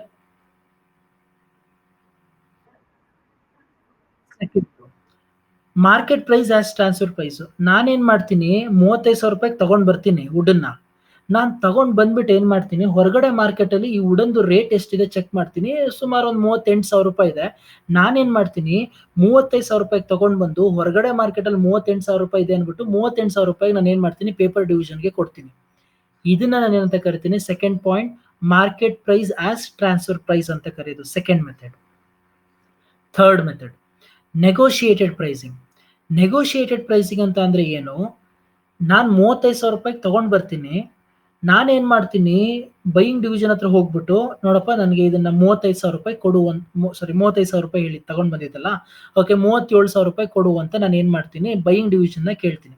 ವುಡ್ ಡಿವಿಷನ್ ಏನ್ ಮಾಡ್ತಾನೆ, ಪೇಪರ್ ಡಿವಿಷನ್ಗೆ 37,000 ರೂಪಾಯಿಗೆ ನಾನು ಇದನ್ನ ನಿನಗೆ ಸೇಲ್ ಮಾಡ್ತೀನಿ ಅಂತ ಹೇಳ್ತಾನೆ. ಬೈಯಿಂಗ್ ಡಿವಿಷನ್ ಏನ್ ಮಾಡ್ತಾನೆ, ಯಾರು, ಪೇಪರ್ ಡಿವಿಷನ್ ಅನ್ನು, ಸರ್ 37,000 ರೂಪಾಯಿ ಕಾಸ್ಟ್ಲಿ ಆಗುತ್ತೆ, ನಿಮ್ಗೂ ಲಾಸ್ ಆಗ್ಬಾರ್ದು ನನಗೂ ಲಾಸ್ ಆಗ್ಬಾರ್ದು, 36,000 ರೂಪಾಯಿ ಫಿಕ್ಸ್ ಮಾಡಿ ಅಂತ. ಇಲ್ಲಿ ಏನಾಯ್ತು, there is something called as negotiation which is happened. ಅರ್ಥ ಏನು, ಇವನು 37,000 ರೂಪಾಯಿ ಕೇಳ್ದ, ಅವ್ನು 36,000 ರೂಪಾಯಿ ಫಿಕ್ಸ್ ಮಾಡ್ದ, ಎಲ್ಲ ಒಂದ್ ಕಡೆ ಹೋಗ್ಬಿಟ್ಟು ಕೊನೆಗೆ 36,500 ರೂಪಾಯಿ ಫಿಕ್ಸ್ ಆಯ್ತು ಅಂತ ಅನ್ಕೊಳ್ಳಿ. ಇದನ್ನ ನಾನು ಏನಂತ ಕರಿತೀನಿ, ನೆಗೋಷಿಯೇಟೆಡ್ ಪ್ರೈಸಿಂಗ್ ಅಂತ ಕರಿತೀನಿ ನಾನು. ಅದಾದ್ಮೇಲೆ last one, that is pricing based on opportunity cost. Opportunity cost ಅಂದ್ರೆ ಏನು ಅಂತ ಹೇಳಿದೆ, ಒಂದನ್ನ ಪಡ್ಕೊಳ್ಳೋದಕ್ಕೋಸ್ಕರ ಇನ್ನೊಂದನ್ನ ಕಳ್ಕೊಳ್ಳೋದು ಅಂತ. ನಾವು pricing based on pricing based on opportunity cost ಅಂತ ಅಂದ್ರೆ, ಸೊ ನಿಮ್ಮ ಒಂದು ಏನು ಸೆಟ್ ಮಾಡ್ತೀರಾ ಏನ ಟ್ರಾನ್ಸ್ಫರ್ ಪ್ರೈಸ್ನ, ಅದನ್ನ ನಿಮ್ಮ ಒಂದು ಆಪರ್ಚುನಿಟಿ ಕಾಸ್ಟ್ ನ ಬೇಸ್ ಆಗಿ ಇಟ್ಕೊಂಡು ಏನ್ ಮಾಡ್ತೀರಾ ನೀವು, ಸೊ ನಿಮ್ಮ ಒಂದು ಪ್ರೈಸ್ ನ ಸೆಟ್ ಮಾಡ್ತೀರಾ. ಸರ್ ಏನ್ ಹಂಗಂತ ಅಂದ್ರೆ ಹೆಂಗ್ ವರ್ಕ್ ಆಗುತ್ತೆ, ನಾವು ಸೆಲ್ಲಿಂಗ್ ಡಿವಿಷನ್ ಏನು ಅಂತ ಅಂದ್ರೆ, ಪ್ರಾಡಕ್ಟ್ ನ ಸೇಲ್ ಮಾಡಬೇಕಾದಾಗ ಅವನಿಗೆ ದೇರ್ ಈಸ್ ಅನ್ ಆಪ್ಷನ್, ಏನಂತ, ನಾನು ಪೇಪರ್ ಡಿವಿಷನ್ಗೆ ಬೇಕಾದ್ರೂ ಸೇಲ್ ಮಾಡ್ಬೋದು, ಅಥವಾ ಹೊರಗಡೆ ಮಾರ್ಕೆಟ್ಗಾದ್ರೂ ನಾನು ಏನ್ ಮಾಡ್ಬೋದು, ಸೇಲ್ ಮಾಡ್ಬೋದು. ಅವನ್ ಏನ್ ಮಾಡ್ತಾನೆ ಅಂತ ಅಂದ್ರೆ, ಯಾರೋ ಇನ್ನೊಬ್ಬನ್ನ ಬೆಳೆಸೋದ್ರ ಬದಲು ನನ್ನಲ್ಲಿರೋನ್ನೇ ಬೆಳೆಸೋಣ ಅಂದ್ಬಿಟ್ಟು ಏನ್ ಮಾಡ್ತಾನೆ, ಅಲ್ಲಿ ಹೊರಗಡೆ ನಾನು ಸೇಲ್ ಮಾಡಿದ್ರೆ 40,000 ರೂಪಾಯಿಗೆ ಹೋಗೋದು, ನಾನೇನ್ ಮಾಡ್ತೀನಿ ಇಲ್ಲಿ 38,000 ರೂಪಾಯಿಗೆ ಏನ್ ಮಾಡ್ತೀನಿ, ಸೇಲ್ ಮಾಡ್ತೀನಿ. ಅಂದ್ರೆ ಅರ್ಥ ಏನು, ನಾನು ಹೊರಗಡೆ ಇರೋಂಥ ಆಪರ್ಚುನಿಟಿನ ಕಳ್ಕೊಂಡು ಒಳಗಡೆ ಇರೋರ್ನ ನಾನು ಏನ್ ಮಾಡ್ತೀನಿ, ಬೆಳೆಸೋದಕ್ಕೆ ಹೋಗೋದಿದೆಯಲ್ಲ, ಆ ಜಾಗದಲ್ಲಿ ಫಿಕ್ಸ್ ಮಾಡೋ ಪ್ರೈಸ್ ಇದೆಯಲ್ಲ, that is what we called as pricing based on opportunity cost. ಇನ್ನೊಂದ್ಸಲಿ 4 ರಿಪೀಟ್ ಮಾಡ್ತೀನಿ. ಫಸ್ಟ್ ಒನ್ ಬಂದೇನು, 35,000 ರೂಪಾಯಿಗೆ ತಗೊಂಡ್ ಬಂದೆ, 35,000 ರೂಪಾಯಿಗೆ ಸೇಲ್ ಮಾಡಿದೆ. ಎರಡು, 35,000 ರೂಪಾಯಿಗೆ ತಗೊಂಡ್ ಬಂದೆ, ಹೊರಗಡೆ ಮಾರ್ಕೆಟ್ ಅಲ್ಲಿ 38,000 ರೂಪಾಯಿ ಇತ್ತು, 38,000 ರೂಪಾಯಿಗೆ ಸೇಲ್ ಮಾಡಿದೆ.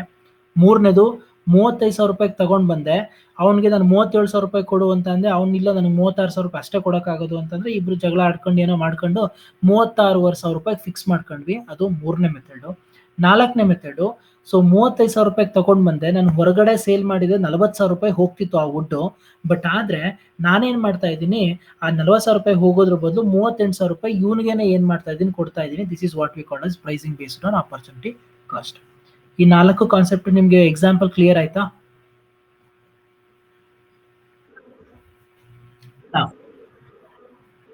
ಸೊ ಇವಾಗ ಏನ್ ಹೇಳಿದೆ ಅದನ್ನ ಜಸ್ಟ್ ನಾನು ಥಿಯರಿಟಿಕಲ್ ಆಗಿ ಹೇಳಿ ನಾನು ಇವತ್ತಿನ ಕ್ಲಾಸ್ನ ಮುಗಿಸ್ತೀನಿ. ಪ್ರೈಸಿಂಗ್ ಬೇಸ್ಡ್ ಆನ್ ಕಾಸ್ಟ್ ಅಂತೆ. ಸೊ ನಾನು ಅವಾಗಲೇ ಹೇಳಿದೆ, ₹35,000 ತಗೊಂಡ್ ಬಂದು ₹35,000 ಏನ್ ಮಾಡು, ಸೇಲ್ ಮಾಡು. ಇದು ಪ್ರೈಸಿಂಗ್ ಬೇಸ್ಡ್ ಆನ್ ಕಾಸ್ಟ್. ಇದರಲ್ಲಿ ಒಂದು 4 ಕಾನ್ಸೆಪ್ಟ್ ಬರುತ್ತೆ, ಹೇಳ್ಬಿಡ್ತೀನಿ. ನಿಮ್ಗೆ ಚೆನ್ನಾಗಿ ಜ್ಞಾಪಕ ಇರಲಿ, ಯಾವಾಗಲೂ ಅಷ್ಟೇ ಕಾಸ್ಟ್ ಅಂತ ಅಂದ್ರೆ ಎರಡು ಕಾನ್ಸೆಪ್ಟ್ ಇನ್ಕ್ಲೂಡ್ ಆಗಿರುತ್ತೆ. ಒಂದು ಫಿಕ್ಸ್ಡ್ ಕಾಸ್ಟ್ ಮತ್ತು ಇನ್ನೊಂದು ವೇರಿಯಬಲ್ ಕಾಸ್ಟ್. ಓಕೆನಾ? ನಾವು ಅದರಲ್ಲಿ ಫರ್ದರ್ ಸಬ್ ಕ್ಯಾಟಗರಿ ಮಾಡ್ತಾನೆ, ಸಬ್ ಮೆಥಡ್ಸ್ಗಳು ಮಾಡ್ತಾನೆ. ಒಂದು ಆಕ್ಚುಯಲ್ ಕಾಸ್ಟ್ ಅಂತ. ಆಕ್ಚುಯಲ್ ಕಾಸ್ಟ್ ಅಂದ್ರೆ ಅರ್ಥ simple, fixed cost variable cost ಎರಡು ಇನ್ಕ್ಲೂಡ್ ಮಾಡ್ಕೊಂಡು ಏನ್ ಮಾಡೋದು, ಸೇಲ್ ಮಾಡೋದು. That is actual cost. Cost plus ಅಂತೆ. ಕಾಸ್ಟ್ ಪ್ಲಸ್ ಅಂತ ಅಂದ್ರೆ ಅರ್ಥ ಏನು, ನಾನು ₹35,000 ತಗೊಂಡ್ ಬಂದೆ, ನಾನೇನ್ ಮಾಡ್ತೀನಿ, ನಾನು ಇದಕ್ಕೆ ಅಂತ ಇನ್ವೆಸ್ಟ್ ಮಾಡಿದ್ದೀನಿ, ಇನ್ವೆಸ್ಟ್ಮೆಂಟ್ ಮಾಡಿರೋದಕ್ಕಾದ್ರೂ ನನಗೆ ₹1,000 ಎಕ್ಸ್ಟ್ರಾ ಬರಲಿ ಅಂದ್ಬಿಟ್ಟು ಏನ್ ಮಾಡ್ತೀನಿ, ₹36,000 ಏನ್ ಮಾಡ್ತೀನಿ, ಸೇಲ್ ಮಾಡ್ತೀನಿ. That is what they have return, reasonable return on capital employed ಅಂತ. ಅದಕ್ಕೆ ಏನಂತ ಕರಿತೀವಿ, ಕಾಸ್ಟ್ ಪ್ಲಸ್. ₹35,000 ತಗೊಂಡ್ ಬಂದು ಒಂದು ₹500 ಎಕ್ಸ್ಟ್ರಾ ನನಗೊಂಚೂರು ರಿಟರ್ನ್ಸ್ ಬರಲಿ ಅಂದ್ಬಿಟ್ಟು ₹35,500 ಸೇಲ್ ಮಾಡೋದು. ಸ್ಟ್ಯಾಂಡರ್ಡ್ ಕಾಸ್ಟ್, ನಾನು ಈ ವುಡ್ಡನ್ನ ಪರ್ಚೇಸ್ ಮಾಡೋದಕ್ಕೆ ಎಷ್ಟು ನನಗೆ ಖರ್ಚಾಗತ್ತೆ ಅಂತ ಮುಂಚೆ ಅನ್ಕೊಂಡು ಫಿಕ್ಸ್ ಮಾಡಿ ಅವನಿಗೆ ಸೇಲ್ ಮಾಡೋದು. Then the last one is marginal cost. ನಾನು ಫಿಕ್ಸ್ಡ್ ಕಾಸ್ಟ್ ಪೋರ್ಷನ್ ನಾನು ಇದ್ರಲ್ಲಿ ತಗೊಳ್ಳೋದೇ ಇಲ್ಲ, ಬರೀ ನಾನು ವೇರಿಯಬಲ್ ಕಾಸ್ಟ್ ನ ಮಾತ್ರ ಇಟ್ಕೊಂಡು ಏನ್ ಮಾಡ್ತೀನಿ, ನಾನು ಸೇಲ್ ಮಾಡ್ತೀನಿ. ₹35,000 ಮೇ ಬಿ ಒಂದು ₹5,000 ಫಿಕ್ಸ್ಡ್ ಇರ್ಬೋದು, ನಾನೇನ್ ಮಾಡ್ತೀನಿ, ₹30,000 ಏನ್ ಮಾಡ್ತೀನಿ, ಸೇಲ್ ಮಾಡ್ತೀನಿ. ಇದನ್ನ ನಾನು ಏನಂತ ಕರಿತೀನಿ, ಮಾರ್ಜಿನಲ್ ಕಾಸ್ಟ್ ಅಂತ. ಒಟ್ನಲ್ಲಿ ಈ ಪ್ರೈಸಿಂಗ್ ಫಿಕ್ಸ್ ಮಾಡೋ ಎಲ್ಲವೂ ಸಹ it's purely based on the cost of the product. ಒಂದ್ರಲ್ಲಿ ಏನ್ ಮಾಡ್ತೀನಿ, ಫಿಕ್ಸ್ಡ್ ಕಾಸ್ಟ್ ವೇರಿಯಬಲ್ ಕಾಸ್ಟ್ ಎರಡು ಇನ್ಕ್ಲೂಡ್ ಮಾಡಿ ಸೇಲ್ ಮಾಡ್ತೀನಿ. ಇನ್ನೊಂದ್ರಲ್ಲಿ ಏನ್ ಮಾಡ್ತೀನಿ, fixed cost plus variable cost plus certain returns ನ ಆಡ್ ಮಾಡ್ಕೊಂಡು ಏನ್ ಮಾಡ್ತೀನಿ, ಸೇಲ್ ಮಾಡ್ತೀನಿ. ಮೂರನೇದ್ರಲ್ಲಿ ಯಾವ್ದೋ ಹಿಂದೆ ನಾನು ಎಸ್ಟಿಮೇಟ್ ಮಾಡಿದ್ನಲ್ಲ, ಆ ಎಸ್ಟಿಮೇಟೆಡ್ ಕಾಸ್ಟ್ ಮುಖಾಂತರ ಏನ್ ಮಾಡ್ತೀನಿ, ಸೇಲ್ ಮಾಡ್ತೀನಿ. ಅದಾದ್ಮೇಲೆ ಇನ್ನೊಂದು ಏನ್ ಮಾಡ್ತೀನಿ, ಫಿಕ್ಸ್ಡ್ ಕಾಸ್ಟ್ ಪೋರ್ಷನ್ ನಾನು ತಗೊಳ್ಳೋದಕ್ಕೆ ಹೋಗಲ್ಲ, ಬರೀ ವೇರಿಯಬಲ್ ಕಾಸ್ಟ್ ನ ಬೇಸ್ ಆಗಿ ಇಟ್ಕೊಂಡು ಏನ್ ಮಾಡ್ತೀನಿ, ನಾನು ಸೇಲ್ ಮಾಡುವಂಥದ್ದು. ಯಾಕೆ ಹಿಂಗ್ ಮಾಡ್ತಾರೆ, that depends upon the organisation. ಅವನ ಒಂದು ಮೆಂಟಾಲಿಟಿ ಅಥವಾ ಅವನ ಒಂದು ಸಿಚುವೇಶನ್ ಇಟ್ಕೊಂಡು ಅವ್ರು ಡಿಸೈಡ್ ಮಾಡ್ಕೋಬಹುದು. ಇಂಥದ್ದೇ ಮೆಥಡ್ ಅಡಾಪ್ಟ್ ಮಾಡ್ಕೋಬೇಕು ಅಂತ ಯಾವುದೇ ರೀತಿ ರೂಲ್ಸ್ ಇಲ್ಲ. ಆ ಕಂಪನಿ ಅಥವಾ ಆ ಡಿವಿಷನ್ ಇನ್ನೊಂದು ಡಿವಿಷನ್ಗೆ ಸೇಲ್ ಮಾಡಬೇಕಾದಾಗ ಅವನ್ ಕಂಫರ್ಟಬಲ್ನೆಸ್ ಯಾವ ರೀತಿ ಬೇಕೋ ಆ ರೀತಿ ಏನ್ ಮಾಡ್ಕೋಬಹುದು, ಸೇಲ್ ಮಾಡ್ಕೋಬಹುದು. ಒಂದು ಯಾವ್ದ್ರಲ್ಲಿ, ಪ್ರೈಸಿಂಗ್ ಬೇಸ್ಡ್ ಆನ್ ಕಾಸ್ಟ್ ಅಲ್ಲಿ. ಎರಡನೇದು ಬರುತ್ತೆ ಏನಂತ, market price as a transfer price. ಇಲ್ಲಿ ಸಿಂಪಲ್ ಏನು, transfer price will be determine according to the market price prevailing in the market. ಅರ್ಥ ಏನು, ಹೊರಗಡೆ ಮಾರ್ಕೆಟ್ ಅಲ್ಲಿ ಯಾವ ರೇಟ್ ಇದೆ ನಿನ್ನ ವುಡ್ಗೆ, ಅದೇ ರೇಟ್ ಅಲ್ಲಿ ನಾನು ಯಾರಿಗೆ, buying ಡಿವಿಷನ್ಗೆ ಕೊಟ್ಬಿಡೋದು. The logic used in this method is that if the buying division would have purchased the goods or services from the open market, they would have paid the market price and hence the same price should be paid to the selling division ಅಂತ. ಅರ್ಥ simple ನೋಡಿ ಹಿಂಗೆ ಅಂತ. Wood division ಏನ್ ಮಾಡ್ತಾ ಇದ್ದಾನಪ್ಪ, wood ನ paper ಡಿವಿಷನ್ಗೆ sale ಮಾಡ್ತಾ ಇದ್ದಾನೆ. ಪೇಪರ್ ಡಿವಿಷನ್ಗೆ ಆಪ್ಷನ್ ಇದೆ, ಏನು, ವುಡ್ ಡಿವಿಷನ್ ಇಂದ ಬೇಕಾದ್ರೂ ಪರ್ಚೇಸ್ ಮಾಡ್ಬೋದು, ಹೊರಗಡೆ ಎಲ್ಲಾದ್ರೂ ಮಾರ್ಕೆಟ್ ಇಂದನೂ ಬೇಕಾದ್ರೂ ವುಡ್ ಪರ್ಚೇಸ್ ಮಾಡ್ಬೋದು. ಈ ತರ ಎರಡು ಆಪ್ಷನ್ ಇದೆ ಅಂತ ಅನ್ಕೊಳ್ಳಿ. ಇಂಥ ಟೈಮಲ್ಲಿ ವುಡ್ ಡಿವಿಷನ್ ₹40,000 ಫಿಕ್ಸ್ ಮಾಡಿ, ಹೊರಗಡೆ ಮಾರ್ಕೆಟ್ ಅಲ್ಲಿ ₹39,000 ಇದ್ರೆ, ಸೊ ಪೇಪರ್ ಡಿವಿಷನ್ ಎಲ್ಲಿಂದ ಪರ್ಚೇಸ್ ಮಾಡ್ತಾರಪ್ಪ, ಆಬ್ವಿಯಸ್ಲಿ ಹೊರಗಡೆಯಿಂದ ಪರ್ಚೇಸ್ ಮಾಡ್ತೀನಿ. ಬಿಕಾಸ್ ನಾನು ಅನ್ನೆಸರಿ ₹1,000 ಇವ್ನಿಗೆ ಎಕ್ಸ್ಟ್ರಾ ದುಡ್ಡು ಕೊಡಬೇಕು ಅಂತ ಅವಶ್ಯಕತೆನೇ ಇಲ್ಲ. ನಾವು ಇಂಥ ಸಮಯದಲ್ಲಿ ಏನಾಗುತ್ತೆ, ಈ ಒಂದು ಮೆಥಡ್ ಅಪ್ಲೈ ಆಗುತ್ತೆ. ಏನ್ ಮಾಡ್ತಾನೆ, ವುಡ್ ಡಿವಿಷನ್ ಹೊರಗಡೆ ಮಾರ್ಕೆಟ್ ಅಲ್ಲಿ ಯಾವ ರೇಟ್ ಇದೆ ಅದೇ ರೇಟ್ ಅಲ್ಲಿ ಏನ್ ಮಾಡ್ತಾನೆ, ಸೆಲ್ಲಿಂಗ್ ಯಾರು, ಈ ಪೇಪರ್ ಡಿವಿಷನ್ಗೂ ಏನ್ ಮಾಡ್ತಾನೆ, ಸೇಲ್ ಮಾಡ್ತಾನೆ. ಇದರಿಂದ ಅಡ್ವಾಂಟೇಜಸ್ಗಳು ಇದಾವೆ, ಡಿಸ್ಅಡ್ವಾಂಟೇಜಸ್ಗಳು ಇದಾವೆ. ಸೊ ಏನು ಅಂತ ಜಸ್ಟ್ ಹಾಗೆ ನಾನು ಓದ್ಬಿಡ್ತೀನಿ, ಕೇಳಿಸ್ಕೊಂತ ಹೋಗ್ಬಿಡಿ. ಒಂದು ನಿಮ್ಮ ಅಡ್ವಾಂಟೇಜ್ ಏನು ಅಂತ ಅಂದ್ರೆ, ಆಕ್ಚುಯಲ್ ಕಾಸ್ಟನ್ನ ಕ್ಯಾಲ್ಕುಲೇಟ್ ಮಾಡುವಂಥ ನೆಸೆಸಿಟಿ ಇರಲ್ಲ ಇಲ್ಲಿ. ಹೊರಗಡೆ ಮಾರ್ಕೆಟಲ್ಲಿ ಏನು ಪ್ರೈಸ್ ಇದೆ ಆ ಪ್ರೈಸಲ್ಲಿ ಇಟ್ಕೊಂಡು ಸುಮ್ಮನೆ ಸೇಲ್ ಮಾಡ್ಬೋದು. ಸೊ ಯಾವುದೇ ರೀತಿ ತೊಂದರೆ ಆಗಲ್ಲ. ಎರಡನೇದು, ಮಾರ್ಕೆಟ್ ಪ್ರೈಸ್ನ ನೀವು ಟ್ರಾನ್ಸ್ಫರ್ ಪ್ರೈಸ್ ಆಗಿ ಫಿಕ್ಸ್ ಮಾಡ್ಕೊಳ್ಳೋದು it is a very good measure of performance evaluation. ಒಂದು ಪರ್ಫಾರ್ಮೆನ್ಸ್ನ ಇವ್ಯಾಲ್ಯೂಯೇಷನ್ ಮಾಡೋದಕ್ಕೆ ಒಳ್ಳೆ ಮೆಥಡ್ ಅಥವಾ ಒಳ್ಳೆ ಮೆಜರ್ಮೆಂಟ್ ಅಂತ ಹೇಳ್ತೀರಾ. ಮೂರನೇದು ಬಂದು, ಒಂದು ಡಿವಿಷನ್ ಮೇಲೆ ಅನ್ನೆಸರಿಯಾಗಿ ನಾವು ಏನೋ ನೆಗೆಟಿವ್ ಆಗಿ ಹೇಳುವಂಥದ್ದು, ಅನ್ನೆಸರಿಯಾಗಿ ಸುಮ್ಮನೆ ಎಕ್ಸ್ಟ್ರಾ ಹಾಕ್ತಾ ಇದ್ದಾರೆ, ನಮಗೆ ಎಕ್ಸ್ಟ್ರಾ ಚಾರ್ಜ್ ಮಾಡ್ತಾ ಇದ್ದಾರೆ, ಈ ಥರ ಒಂದು ಪ್ರಾಬ್ಲಮ್ಸ್ಗಳು ಏನಾಗುತ್ತೆ ಅವಾಯ್ಡ್ ಮಾಡ್ತಾನೆ. ಯಾಕೆ? ಬಿಕಾಸ್ ಓಕೆ, ಇವನು ಅದೇ ರೇಟ್ಗೆ ಸೇಲ್ ಮಾಡ್ತಾ ಇದ್ದಾನೆ, ಹೊರಗಡೆ ಮಾರ್ಕೆಟಲ್ಲೂ ಅದೇ ರೇಟ್ ಇದೆ, ಫೈನ್ ಇವನ ಹತ್ರಕ್ಕೆ ತಗೊಳ್ಳೋಣ ಅಂತ ಏನು ಮಾಡ್ತಾರೆ, ಯೋಚನೆ ಮಾಡ್ತಾರಲ್ಲ. So that is what the another advantage. So 3 advantage ಜೊತೆಗೆ 7 ಡಿಸ್ಅಡ್ವಾಂಟೇಜಸ್ ಇದೆ, ಏನು ನೋಡೋಣ. So there may be resistance from the buying division. ಯಾಕೆ? ಬೈಯಿಂಗ್ ಡಿವಿಷನ್ ಕೆಲವೊಂದ್ಸಲ ಯೋಚನೆ ಮಾಡ್ಬೋದು, ಇವನ್ ಯಾಕೆ ಮಾರ್ಕೆಟ್ ರೇಟ್ಗೆ ಕೊಡ್ತಾ ಇದ್ದಾನೆ, ಒಂಚೂರು ಕಡಿಮೆ ಕೊಡ್ಬೋದಲ್ವಾ ನಮ್ಮನು ಅಂತ. ಇದು ಒಂದು disadvantage. 2, like cost based market price may also be fluctuating and hence there may be difficulties in fixation of these prices. ಕೆಲವೊಂದ್ಸಲ ಏನಾಗುತ್ತೆ, ಪ್ರೈಸು ಮಾರ್ಕೆಟಲ್ಲಿ ವೇರಿಯೇಷನ್ಸ್ಗಳು ಜಾಸ್ತಿ ಆಗ್ತಾ ಇರುತ್ತೆ. ಇವತ್ತು ನಾನು ಒಂದು ವಾರದ ಹಿಂದೆ ನಾನು ವುಡ್ನ ಪರ್ಚೇಸ್ ಮಾಡ್ಕೊಂಡು ಬಂದೀನಿ 35,000 ರೂಪಾಯಿಗೆ. ಇವತ್ತು ನೋಡಿದ್ರೆ ಹೊರಗಡೆ ಮಾರ್ಕೆಟಲ್ಲಿ ಬಂದು 30,000 ರೂಪಾಯಿ ಅಷ್ಟೇ ಇದೆ ರೇಟು. ಈಗ ನಾನು ಪರ್ಚೇಸ್ ಮಾಡಿದ್ದೆ 35,000 ರೂಪಾಯಿಗೆ, ಹೊರಗಡೆ ಮಾರ್ಕೆಟಲ್ಲಿ 30,000 ರೂಪಾಯಿ ಇದೆ. ಇವಾಗ ನಾನೇನು ಮಾಡಬೇಕು? ನಾನು 35,000 ರೂಪಾಯಿ ಫಿಕ್ಸ್ ಮಾಡಿದ್ದೀನಿ ಅಂತ ಅಂದರೆ ಪೇಪರ್ ಡಿವಿಷನ್ ಅಂತ ತಗೊಳ್ಳಲ್ಲ. ಪೇಪರ್ ಡಿವಿಷನ್ ಏನು ಮಾಡ್ತಾನೆ, 30,000 ರೂಪಾಯಿಗೆ ಹೋಗ್ಬಿಡ್ತಾನೆ. ಈ ಥರ ಫ್ಲಕ್ಚುಯೇಷನ್ಸ್ ಇದ್ದಾಗ ಮಾರ್ಕೆಟಲ್ಲಿ ನನಗೆ ಸ್ವಲ್ಪ ಕಷ್ಟ ಆಗುತ್ತೆ ಟ್ರಾನ್ಸ್ಫರ್ ಪ್ರೈಸ್ನ ಈ ಮೆಥಡ್ ಮುಖಾಂತರ ಫಿಕ್ಸ್ ಮಾಡೋದು. Third one, market price is rather vague term as such as price may be ex factory price, wholesale price, retail price. ಕೆಲವೊಂದ್ಸಲ ಮಾರ್ಕೆಟ್ ಪ್ರೈಸ್ನ ನಾವು ಕನ್ಸಿಡರ್ ಮಾಡೋದಕ್ಕಾಗಲ್ಲ ನನ್ನ ವುಡ್ ಪ್ರೈಸ್ ಅಂತ. ಯಾಕೆ? ಬಿಕಾಸ್ ನೀವು ಅಬ್ಸರ್ವ್ ಮಾಡಿರ್ಬೋದು, ನಾನು ರಿಟೇಲ್ ಶಾಪ್ಗೆ ಹೋಗ್ಬಿಟ್ಟು ಅಥವಾ ಅಂಗಡಿಗೆ ಹೋಗ್ಬಿಟ್ಟು ನಾನು ಪರ್ಚೇಸ್ ಮಾಡೋದಕ್ಕೂ ಹೋಲ್ಸೇಲ್ ಅಂಗಡಿಗೆ ಹೋಗಿ ನಾನು ಪರ್ಚೇಸ್ ಮಾಡೋದಕ್ಕೂ ದೇರ್ ಇಸ್ ಅ ಡಿಫ್ರೆನ್ಸ್. ಯಾಕೆ? ಬಿಕಾಸ್ ಒಂಚೂರು ಪ್ರೈಸಲ್ಲಿ ಏನಾಗಿರುತ್ತೆ, ವ್ಯತ್ಯಾಸ ಇರುತ್ತೆ. ನಾವು ಮಾರ್ಕೆಟಲ್ಲೂ ಇದೇ ರೀತಿ ಪ್ರಾಬ್ಲಮ್ ಆಗುತ್ತೆ. ಮಾರ್ಕೆಟಲ್ಲಿ ಸೇಲ್ ಮಾಡೋದು ಏನು ಮಾಡ್ತಾನೆ, ಹೋಲ್ಸೇಲ್ ಪ್ರೈಸ್ ಇಟ್ಕೊಂಡು ಸೇಲ್ ಮಾಡ್ತಾನೆ, ಆಬ್ವಿಯಸ್ಲಿ ಚೂರು ಕಡಿಮೆನೇ ಇಟ್ಕೊಂಡಿರ್ತಾನೆ. ಇಂಥ ಟೈಮಲ್ಲಿ ಈ ಮೆಥಡ್ ನಿಮಗೆ ಅಷ್ಟು ಸೂಟ್ ಆಗಲ್ಲ ಅಂತ ಹೇಳ್ತಾರೆ. ನಾ then market prices may not available for intermediate product as these products may not have any market ಅಂತ. ಕೆಲವೊಂದ್ಸಲಿ ಕೆಲವೊಂದು ಪ್ರಾಡಕ್ಟ್ಗೆ ಮಾರ್ಕೆಟೇ ಇಲ್ಲ ಅಂತ ಅಂದಾಗ ನಿಮಗೆ ಕಷ್ಟ ಆಗುತ್ತೆ ಮಾರ್ಕೆಟ್ ಪ್ರೈಸ್ ಅನ್ನೋ ಒಂದು ಬೇಸಿಸ್ ಆಗಿ ಇಟ್ಕೊಳ್ಳುವಂಥದ್ದು. Then this method may be difficult to operate if the intermediate product is for captive consumption ಅಂತ. ಅಂದರೆ ಅರ್ಥ, ಸೊ ಒಂದು ಹೈ ಲೆವೆಲ್ ಹ್ಯೂಜ್ ಕನ್ಸಂಪ್ಷನ್ಸ್ ಟೈಮ್ಗಳಲ್ಲಿ ಸೊ ಈ ಒಂದು ಮಾರ್ಕೆಟ್ ಪ್ರೈಸ್ ಅನ್ನೋ ಒಂದು ಕಾನ್ಸೆಪ್ಟನ್ನ ಇಟ್ಕೊಳ್ಳೋದು ಅಷ್ಟು ಸೂಟಬಲ್ ಅಂತ ಅಲ್ಲ ಅಂತ ಹೇಳ್ತಾರೆ. ಆಮೇಲೆ market price may change frequently, ಆಗಾಗ ಬದಲಾವಣೆಗಳು ಆಗ್ತಾನೆ ಇರುತ್ತೆ. ನಾನು ಅದಕ್ಕೆ ಸ್ಟಿಕ್ ಆನ್ ಆಗೋಕ್ಕಾಗಲ್ಲ. Market price may not be ascertain easily. ಕೆಲವೊಂದ್ಸಲಿ ಮಾರ್ಕೆಟ್ ಪ್ರೈಸಲ್ಲಿ ಹೆಂಗೆ ಅವರು ಅಸರ್ಟೈನ್ ಮಾಡಿದ್ದಾರೆ ಅನ್ನೋದು ಏನಾಗಲ್ಲ, ಈಸಿಯಾಗಿ ಗೊತ್ತಾಗಲ್ಲ ಅಂತ ಹೇಳ್ತಾರೆ. ಫೈನ್. ಸೊ ಇದು ಏನು ಎರಡನೇ ಮೆಥಡ್ ನಾನು ಮಾತಾಡಿದ್ದು, market price as a transfer price. ಮೂರನೇ ಮೆಥಡ್ ಬರ್ತೀನಿ, ಏನು? ನೆಗೋಸಿಯೇಷನ್. ಏನಪ್ಪ ಅವಾಗಲೇ ಹೇಳಿದ್ದು ನೆಗೋಸಿಯೇಷನ್ ಮೆಥಡ್ ಅಂತ ಅಂದ್ರೆ, ನೆಗೋಸಿಯೇಷನ್ ಪ್ರೈಸಿಂಗ್ ಅಂದ್ರೆ ಏನಂತ ಹೇಳಿದೆ ಆಗ್ಲೇ?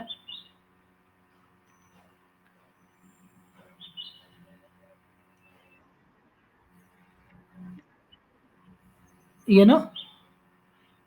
ಇಬ್ರು ನಡುವೆ ಇವಾಗ ಏನಾಗುತ್ತೆ, ಬಾರ್ಗೇನಿಂಗ್ ನಡೆಯುತ್ತೆ. ಅದನ್ನೆಲ್ಲ ಹೇಳಿದಾರೆ ನೋಡಿ, ಏನಂತ? Transfer price may be fixed through negotiations between the selling and buying division ಅಂತ. ಅರ್ಥ ಏನು? ಒಂದು ಆರ್ಗನೈಸೇಷನ್ನು ಒಳಗಡೆ ಇರುವಂತ ಸೆಲ್ಲಿಂಗ್ ಡಿವಿಷನ್ ಬೈಯಿಂಗ್ ಡಿವಿಷನ್ ನಡುವೆ ಪ್ರೈಸ್ ಫಿಕ್ಸ್ ಆಗ್ಬೇಕಾದಾಗ ನೆಗೋಸಿಯೇಷನ್ ಮುಖಾಂತರ ಆಗುತ್ತೆ. ನೆಗೋಸಿಯೇಷನ್ ಅಂತ ಅಂದ್ರೆ ಅರ್ಥ ಸಿಂಪಲ್, ಏನು? ಇಬ್ರು ನಡುವೆ ಒಂದು ಅಂಡರ್ಸ್ಟ್ಯಾಂಡಿಂಗ್ ಬರುವಂಥದ್ದು ಅಷ್ಟೇ. Sometimes it may happen that the concerned product may be available in the market at a cheaper price than charged by the selling division. In this situation, buying division may be tempted to purchase of the product from outside sellers rather than selling division. Alternatively, selling division may notice that in the outside market the product is sold at higher price, but the buying division is may not ready to pay the market. C ಇಲ್ಲಿ ಏನಾಗುತ್ತೆ purely ಅಂತ ಅಂದ್ರೆ, buying division selling division ಇವರಿಬ್ರು ಏನ್ ಮಾಡ್ತಾರೆ, ಯೋಚನೆ ಮಾಡ್ತಾರೆ ಏನಂತ, ಓಕೆ ಹೊರಗಡೆ ಮಾರ್ಕೆಟ್ ಅಲ್ಲಿ ಯಾವ ರೀತಿ ಇದೆ, ಇವನ್ ಯಾವ ರೀತಿ ಕೊಡ್ತಾ ಇದ್ದಾನೆ, ಇವನೇನಾದ್ರೂ ನನ್ನ ಜೊತೆ ನೆಗೋಸಿಯೇಷನ್ಗೆ ಬಂದು ರೇಟ್ನ ಕಡಿಮೆ ಮಾಡಿಸ್ಕೊಳ್ಬೋದಾ? ಈ ಒಂದು ಬಾರ್ಗೇನಿಂಗ್ ಆಕ್ಟಿವಿಟಿ ಅಂತ ನಾವೇನ್ ಕರಿತೀವಿ, ಈ ಬಾರ್ಗೇನಿಂಗ್ ಕೆಲಸ ಏನಾಗುತ್ತೆ ಈ ಜಾಗದಲ್ಲಿ ನಡೀತದೆ. ಏನಂತ, ಅವನು ಈ ರೇಟಿಗೆ ಕೊಡುವಂತ, ಇವನಿಲ್ಲ ಆ ರೇಟಿಗೆ ಕೊಡುವಂತ ಎಲ್ಲೆಲ್ಲೋ ಅವರಿಬ್ರು ನಡುವೆ ಅಂಡರ್ಸ್ಟ್ಯಾಂಡಿಂಗ್ ಬಂದು ಎಲ್ಲೋ ಒಂದ್ ಕಡೆ ಒಂದು ಪ್ರೈಸ್ ಸೆಟ್ ಆಗೋದಿದೆಯಲ್ಲ, ಅದನ್ನ ನಾವೇನಂತ ಕರಿತೀವಿ, ಈ ನೆಗೋಸಿಯೇಷನ್ ಪ್ರೈಸಿಂಗ್ ಅಂತ ಕರಿತೀವಿ. The main limitation of this method is that lot of time spend by both negotiated parties in fixation of net.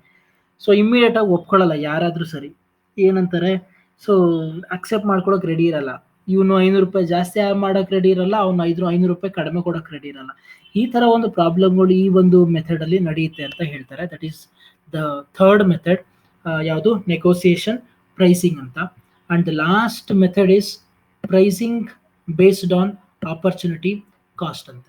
ನಾವು pricing based on opportunity cost ಅಂದ್ರೆ ಏನು? This pricing recognises the minimum price that the selling division is ready to accept and the maximum price that the buying division is ready to pay ಅಂತ. ಯಾವ ಲೆವೆಲ್ಗೆ minimum ಅಲ್ಲಿ ನಾನು sale ಮಾಡಬೇಕು ಅನ್ನೋ ಯೋಚನೆ ಮಾಡೋದು ಯಾರ ಮೈಂಡ್ ಅಲ್ಲಿ ಇರುತ್ತೆ? Selling division. So buying division maximum ನಾನು ಇಷ್ಟೇ ಕೊಡೋದು, ಇದ್ರ ಮೇಲೆ ಕೊಡಲ್ಲ ನಿನ್ಗೆ, ಈ ತರ ಒಂದು ಆಲೋಚನೆಗಳು ಇರ್ತಾವಲ್ಲ. The final transfer price may be based on the minimum expectation of both the divisions. ಈ ಒಂದು ಮಿನಿಮಮ್ ಎಕ್ಸ್ಪೆಕ್ಟೇಷನ್ ಅನ್ನೋ ಒಂದು ಮೆಂಟಾಲಿಟಿನ ಇಟ್ಕೊಂಡು ಏನ್ ಮಾಡ್ತಾರೆ, ಪ್ರೈಸ್ ನ ಸೆಟ್ ಮಾಡೋದಿಲ್ಲ. That is what we called as pricing based on the opportunity cost. ಅಲ್ಲಿ ಹೇಳ್ತಾರೆ ನೋಡಿ, it is very clear that fixation of transfer price is a very delicate decision. There might be a clash of interest between the selling and buying division. Hence, while fixing the transfer price, overall interest of the organization should be taken into consideration. ಅರ್ಥ ಏನು?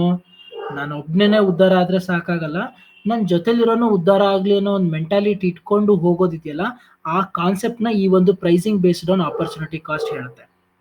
ಇಲ್ಲಿ ಏನಾಗ್ಬಿಡುತ್ತೆ ಗೊತ್ತಾ, ಒಂದ್ mentality ಏನಾದ್ರೂ ಒಂಚೂರು ಬದಲಾವಣೆ ಆಗೋಯ್ತು ಅಂತ, ಏನಂತ, ಓಕೆ ಸೆಲ್ಲಿಂಗ್ ಡಿವಿಷನ್ ಈ ರೇಟ್ಗೆ ಕೊಡೋಕ್ ರೆಡಿನೇ ಇಲ್ಲ, ಬೈಯಿಂಗ್ ಡಿವಿಷನ್ ಆ ರೇಟಿಗೆ ತಗೊಳೋದಕ್ಕೆ ರೆಡಿ ಇಲ್ಲ, ಇಬ್ರು ಕ್ಲಾಶ್ ಮಾಡ್ಕೊಂಡೇ ಕೂತ್ಕೋತಾರೆ. ಅವನು ಕೊಡೋ ರೇಟಿಗೆ ನಾನ್ ತಗೊಳಲ್ಲ ಅಂತ, ಇವನು ಈ ರೇಟಿಗೆ ತಗೊಳ್ಳಿ ಇಲ್ಲಾಂದ್ರೆ ಬಿಡ್ಲಿ ಅನ್ನೋ. ಈಗ ಏನಾಗತ್ತೆ ಹೇಳಿ, ಸೆಲ್ಲಿಂಗ್ ಡಿವಿಷನ್ ಏನ್ ಮಾಡ್ತಾನೆ, ಓಕೆ ಇವನ್ ತಗೊಳ್ಳೋದು ಬಿಡು, ನೀನ್ ಕೊಡ್ಲಿಲ್ಲ ಅಂದ್ರೆ ಏನೋ ಹೊರಗಡೆ ಔಟ್ಸೈಡ್ ಅಲ್ಲಿ ಕೊಡ್ಕೋತೀನಿ ಅಂತ ಇವನಂತಾನೆ. ಬೈಯಿಂಗ್ ಡಿವಿಷನ್ ಏನಂತಾನೆ, ನೀನ್ ಕೊಡ್ಲಿಲ್ಲ ಅಂದ್ರೆ ಏನ್ ಬಿಡು, ನಾನು ಹೊರಗಡೆ ಮಾರ್ಕೆಟ್ ಅಲ್ಲಿ ಹೋಗಿ ಬೈ ಮಾಡ್ಕೊಂಡು ಬರ್ತೀನಿ. ಇಲ್ಲಿ ಏನಾಯ್ತು ನೋಡಿ, ಅವ್ರವರ ಸ್ವಾರ್ಥಗಳನ್ನ ಇದ್ ಮಾಡ್ಕೊಳ್ಳೋದಕ್ಕೋಸ್ಕರ, ಅಡ್ವಾಂಟೇಜ್ ತಗೊಳ್ಳೋದಕ್ಕೋಸ್ಕರ ಓವರ್ ಆಲ್ ಕಂಪನಿಯ ಆರ್ಗನೈಸೇಷನ್ ನ ಏನ್ ಮಾಡ್ತಾರೆ, ಹಾಳು ಮಾಡ್ತಾ ಇದ್ದಾರೆ. ಸೊ ಈ ತರ ಪ್ರಾಬ್ಲಮ್ ಆಗದೇನೆ, ಸೊ ಒಂದು ಇಬ್ರು ಅಂಡರ್ಸ್ಟ್ಯಾಂಡಿಂಗ್ ಅಲ್ಲಿ ಬಂದು ಒಂದು ಪ್ರೈಸ್ ನ ಫಿಕ್ಸ್ ಮಾಡೋದಿದೆಯಲ್ಲ, that is what we called as pricing based on opportunity cost. ಏನಂತ, ಯಾರು ವುಡ್ ಡಿವಿಷನ್ ಹೇಳ್ತಾನೆ, ಏನಂತ, ಸರಿನಪ್ಪ ಆಯ್ತು ನೋಡು, ಹೊರಗಡೆ ಮಾರ್ಕೆಟ್ ಅಲ್ಲಿ 300 ರೂಪಾಯಿ ಹೋಗ್ತಾ ಇದೆ ಗೊತ್ತು ನನ್ಗೂ, ನನ್ ಖರ್ಚು ಬಿದ್ದಿರೋದೇ 35,000 ರೂಪಾಯಿ. ನನ್ಗೆ ನಾನು 30,000 ರೂಪಾಯಿ ನಾನು ನಿನ್ಗೆ ಏನಾದ್ರು ಸೇಲ್ ಮಾಡಿದ್ರೆ ನನಗ್ ಲಾಸ್ ಆಗುತ್ತೆ 5,000 ರೂಪಾಯಿ.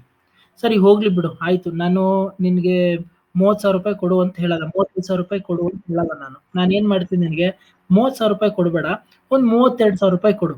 ಅಟ್ಲೀಸ್ಟ್ ನನ್ಗೆ 3,000 ರೂಪಾಯಿ ಲಾಸ್ ಆಗುತ್ತೆ, ಹೋಗ್ಲಿ ಬಿಡು, ಅಟ್ಲೀಸ್ಟ್ ನಮ್ಮಿಬ್ರದ್ದು ಆರ್ಗನೈಸೇಷನ್ ಅಲ್ಲಿ ಇರೋ ಡಿವಿಷನ್ಸ್ಗಳು ಚೆನ್ನಾಗಿ ರನ್ ಆಗುತ್ತೆ ಅನ್ನೋ ಒಂದು ಕಾನ್ಸೆಪ್ಟ್ ನ ಹೇಳ್ಬಿಡ್ತಾನೆ. ಈಗ ಏನಾಯ್ತು ಹೇಳಿ, ಅಲ್ಲಿ ಬೈಯಿಂಗ್ ಡಿವಿಷನ್ ಈಗ ಒಪ್ಕೋಬೇಕು, ಏನಂತ, ಬಿಡು, ಹೊರಗಡೆ 30,000 ರೂಪಾಯಿ ಹೋಗೋದ್ರ ಬದಲು ಇವನ ಹತ್ರನೇ ಇನ್ನೊಂದು 2,000 ರೂಪಾಯಿ ಎಕ್ಸ್ಟ್ರಾ ಕೊಟ್ಟು ಬೈ ಮಾಡೋಣ, ಅವನಿಗೂ ಲಾಸ್ ಆಗ್ತಾ ಇದೆ 5,000 ರೂಪಾಯಿ. ಈ ಆಪರ್ಚುನಿಟಿ ಲಾಸ್ ಅಂತ ಏನಿದೆಯಲ್ಲ, ಇದನ್ನ ಅವನು ಒಪ್ಕೊಂಡು ಡಿಸೈಡ್ ಮಾಡೋ price, that is what we called as pricing based on opportunity cost ಅಂತ. Is this clear? ಈ 4 ಮೆಥಡ್ ನಿಮ್ಗೆ ಎಲ್ಲರಿಗೂ ಅರ್ಥ ಆಗಿದೆಯಾ?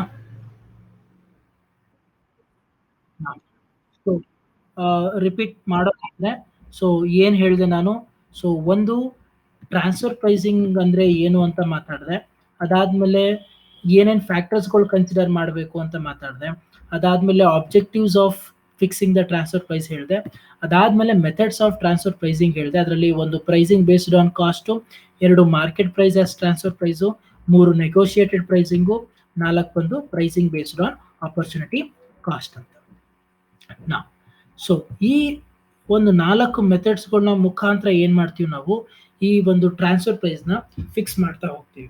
ಮುಂಚೆ ಇತ್ತು, ಈಗ ಅದನ್ನ ಎಲಿಮಿನೇಟ್ ಮಾಡ್ಬಿಟ್ಟಿದ್ದಾರೆ. ಇದಕ್ಕಿಂತ ಮುಂಚೆ ಒಂದು ಇನ್ನೊಂದು ಮೆಥಡ್ ಇತ್ತು, ಡ್ಯೂಯಲ್ ಕಾನ್ಸೆಪ್ಟ್ ಅಂತ ಒಂದು ಮೆಥಡ್ ಇತ್ತು.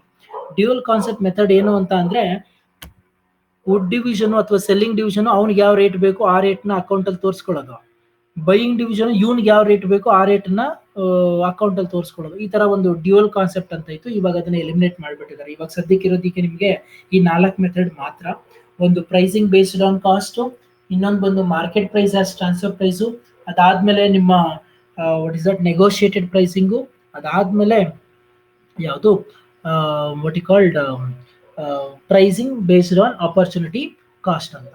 ಸೊ ಈ 4 ಮೆಥಡ್ಸ್ಗಳನ್ನ ಇಟ್ಕೊಂಡು ಏನು ಮಾಡ್ತಾರೆ, ಒಂದು ಟ್ರಾನ್ಸ್ಫರ್ ಪ್ರೈಸ್ನ ಫಿಕ್ಸ್ ಮಾಡ್ತಾರೆ. ಓಕೆ, ನಾವು ಇದಾದ್ಮೇಲೆ ಒಂದು ಪ್ರಾಬ್ಲಮ್ನ ನಾನು ನಿಮಗೆ ಇಲ್ಲಿ ಡಿಸ್ಪ್ಲೇ ಮಾಡಿದ್ದೀನಿ. ಇದು ನಿಮ್ಮ ಟ್ರಾನ್ಸ್ಫರ್ ಪ್ರೈಸಿಂಗ್ನ ಫಸ್ಟ್ ಪ್ರಾಬ್ಲಮ್ಮು. ನಾನು ಮಿಕ್ಕಿರೋ ಪ್ರಾಬ್ಲಮ್ನ ನಾನು ನಿಮಗೆ ನಾನು ನೆಕ್ಸ್ಟ್ ಕ್ಲಾಸಸ್ಸಿಂದ ಸಾಲ್ವ್ ಮಾಡಿಸ್ತೀನಿ, ಮತ್ತು ಇವಾಗ ನನ್ನ ಪ್ರಾಬ್ಲಮ್ಸ್ನ ವಾಟ್ಸಪ್ಪಲ್ಲಿ ಕಳಿಸ್ತೀನಿ. ಈ ಒಂದು ಪ್ರಾಬ್ಲಮ್ನ ನೋಡಿ, ಐ ಥಿಂಕ್ ಈ ಪ್ರಾಬ್ಲಮ್ ನಿಮ್ಗೆ ಈಸಿಯಾಗಿ ಅರ್ಥ ಆಗುತ್ತೆ, ಇದೇನು ಅಷ್ಟು ಕಷ್ಟ ಆಗಲ್ಲ. ಇದು ನಿಮ್ಮ ಅಸೈನ್ಮೆಂಟು ಇವತ್ತಿಗೆ. ಸೊ ಏನು ಮಾಡಬೇಕು ಅಂತಂದರೆ, ಈ ಪ್ರಾಬ್ಲಮ್ನ ಬರೆದು, ಈ ಪ್ರಾಬ್ಲಮ್ಗೆ ಸೊಲ್ಯೂಷನ್ ಅಲ್ಲಿ ಏನು ಕೊಟ್ಟಿದ್ದಾರೆ ಅದನ್ನು ಬರೆದು, ನೀವೊಂದು ಕನ್ಕ್ಲೂಡಿಂಗ್ ರಿಮಾರ್ಕ್ಸ್ನ ನೀವು ಬರೀಬೇಕು.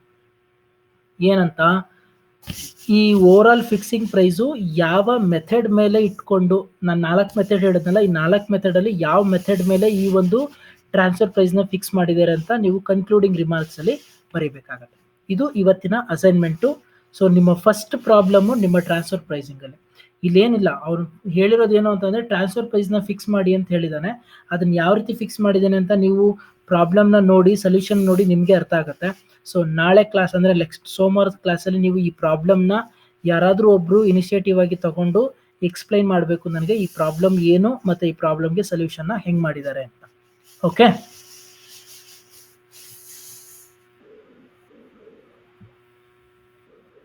Okay fine. ಸೊ ಹೋಪ್ ನಾನು ಇವತ್ತು ಮಾತಾಡಿರೋಂಥ ಥಿಯರಿಟಿಕಲ್ ಕಾನ್ಸೆಪ್ಟ್ಸ್ ಎಲ್ಲ ಅರ್ಥ ಆಗಿದೆ ಅಂತ ಅಂದ್ಕೊಂಡಿದ್ದೀನಿ. ಸೊ ಕೊಟ್ಟಿರೋ ಅಸೈನ್ಮೆಂಟನ್ನು ಮುಗಿಸಿ, ಸೊ ನೆಕ್ಸ್ಟ್ ಕ್ಲಾಸಲ್ಲಿ ನಾನು ಇವತ್ತು ನಿಮಗೆ ಪ್ರಾಬ್ಲಮ್ಸ್ಗಳನ್ನ ಕಳಿಸ್ಕೊಡ್ತೀನಿ. ಆ ಪ್ರಾಬ್ಲಮ್ಸ್ಗೆ ಸೊಲ್ಯೂಷನ್ನ ನೆಕ್ಸ್ಟ್ ಕ್ಲಾಸಲ್ಲಿ ಮಾಡೋಣ. ಓಕೆ,